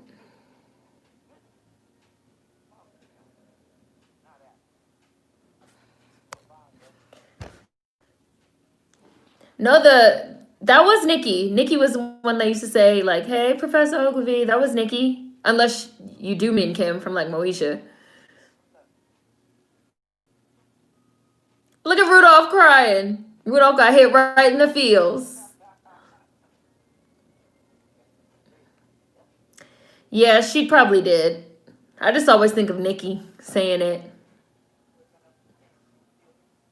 Is this a hooded velvet blazer? Or is the hood underneath? No, I don't think the hood is underneath. I think the hood is on the jacket.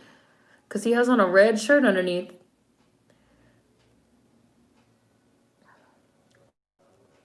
He woke up.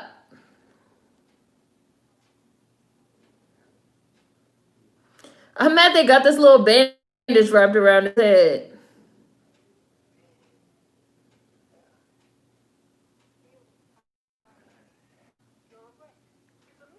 Oh my God!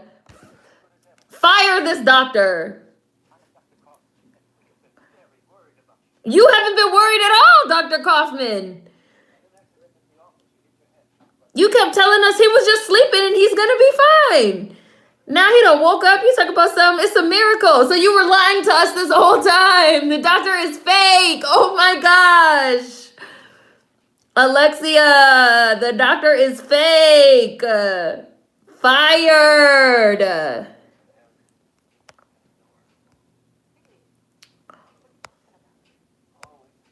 No, we need to get another doctor. This doctor is fake. I'd sue, fire him. Can y'all say malpractice lawsuit? Right, like, sir. You were telling us for the longest time that this man was gonna be fine. Ugh. Case was like, please.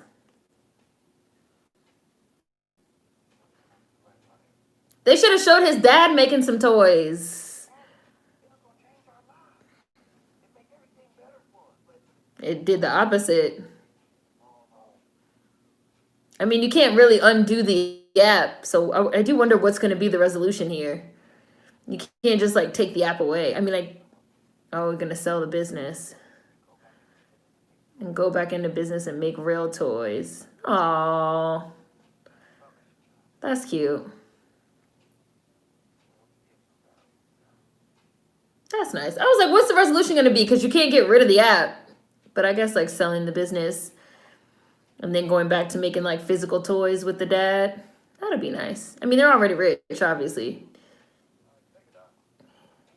He's already Black Jeff Bezos. There go her booty again in them jeans. Ah! Knock it off. Knock it off. No bill. Discharge us and we call it a day.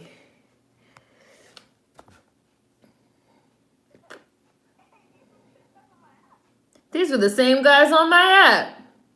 Your Santa app. Presents, not presents. JQ, Santa, and Ray. Well, now he has proof that it really happened.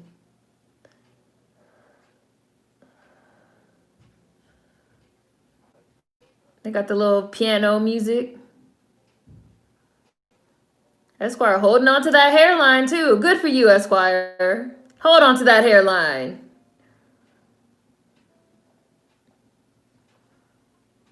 This is a pretty tree. Here go Mama with another outfit.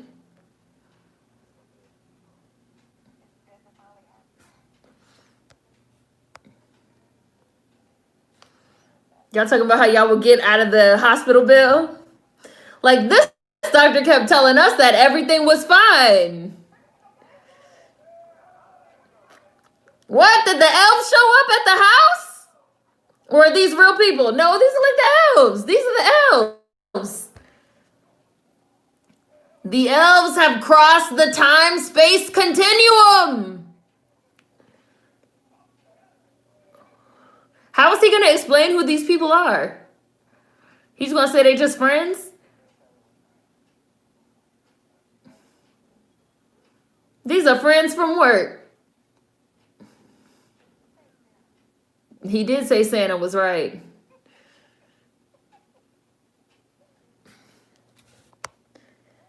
They rode in the TARDIS. I was in the North Pole all that time. I tell the truth. I was in the North Pole. They're here. They just showed up. That was cute. Just people from the business, co-workers. That was cute.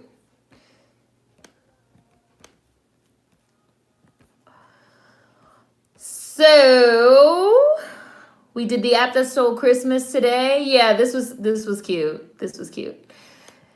We did the app that stole Christmas and Miss Scrooge. I liked both of these. I thought both of these were like cute little, you know, these could become classics that watch every year. I enjoyed this one. So I think for our last one, unless something changes, we're going to be doing Christmas Bells, which has Mark Taylor, who's the young grandpa from 17 again, with Tien, her sister.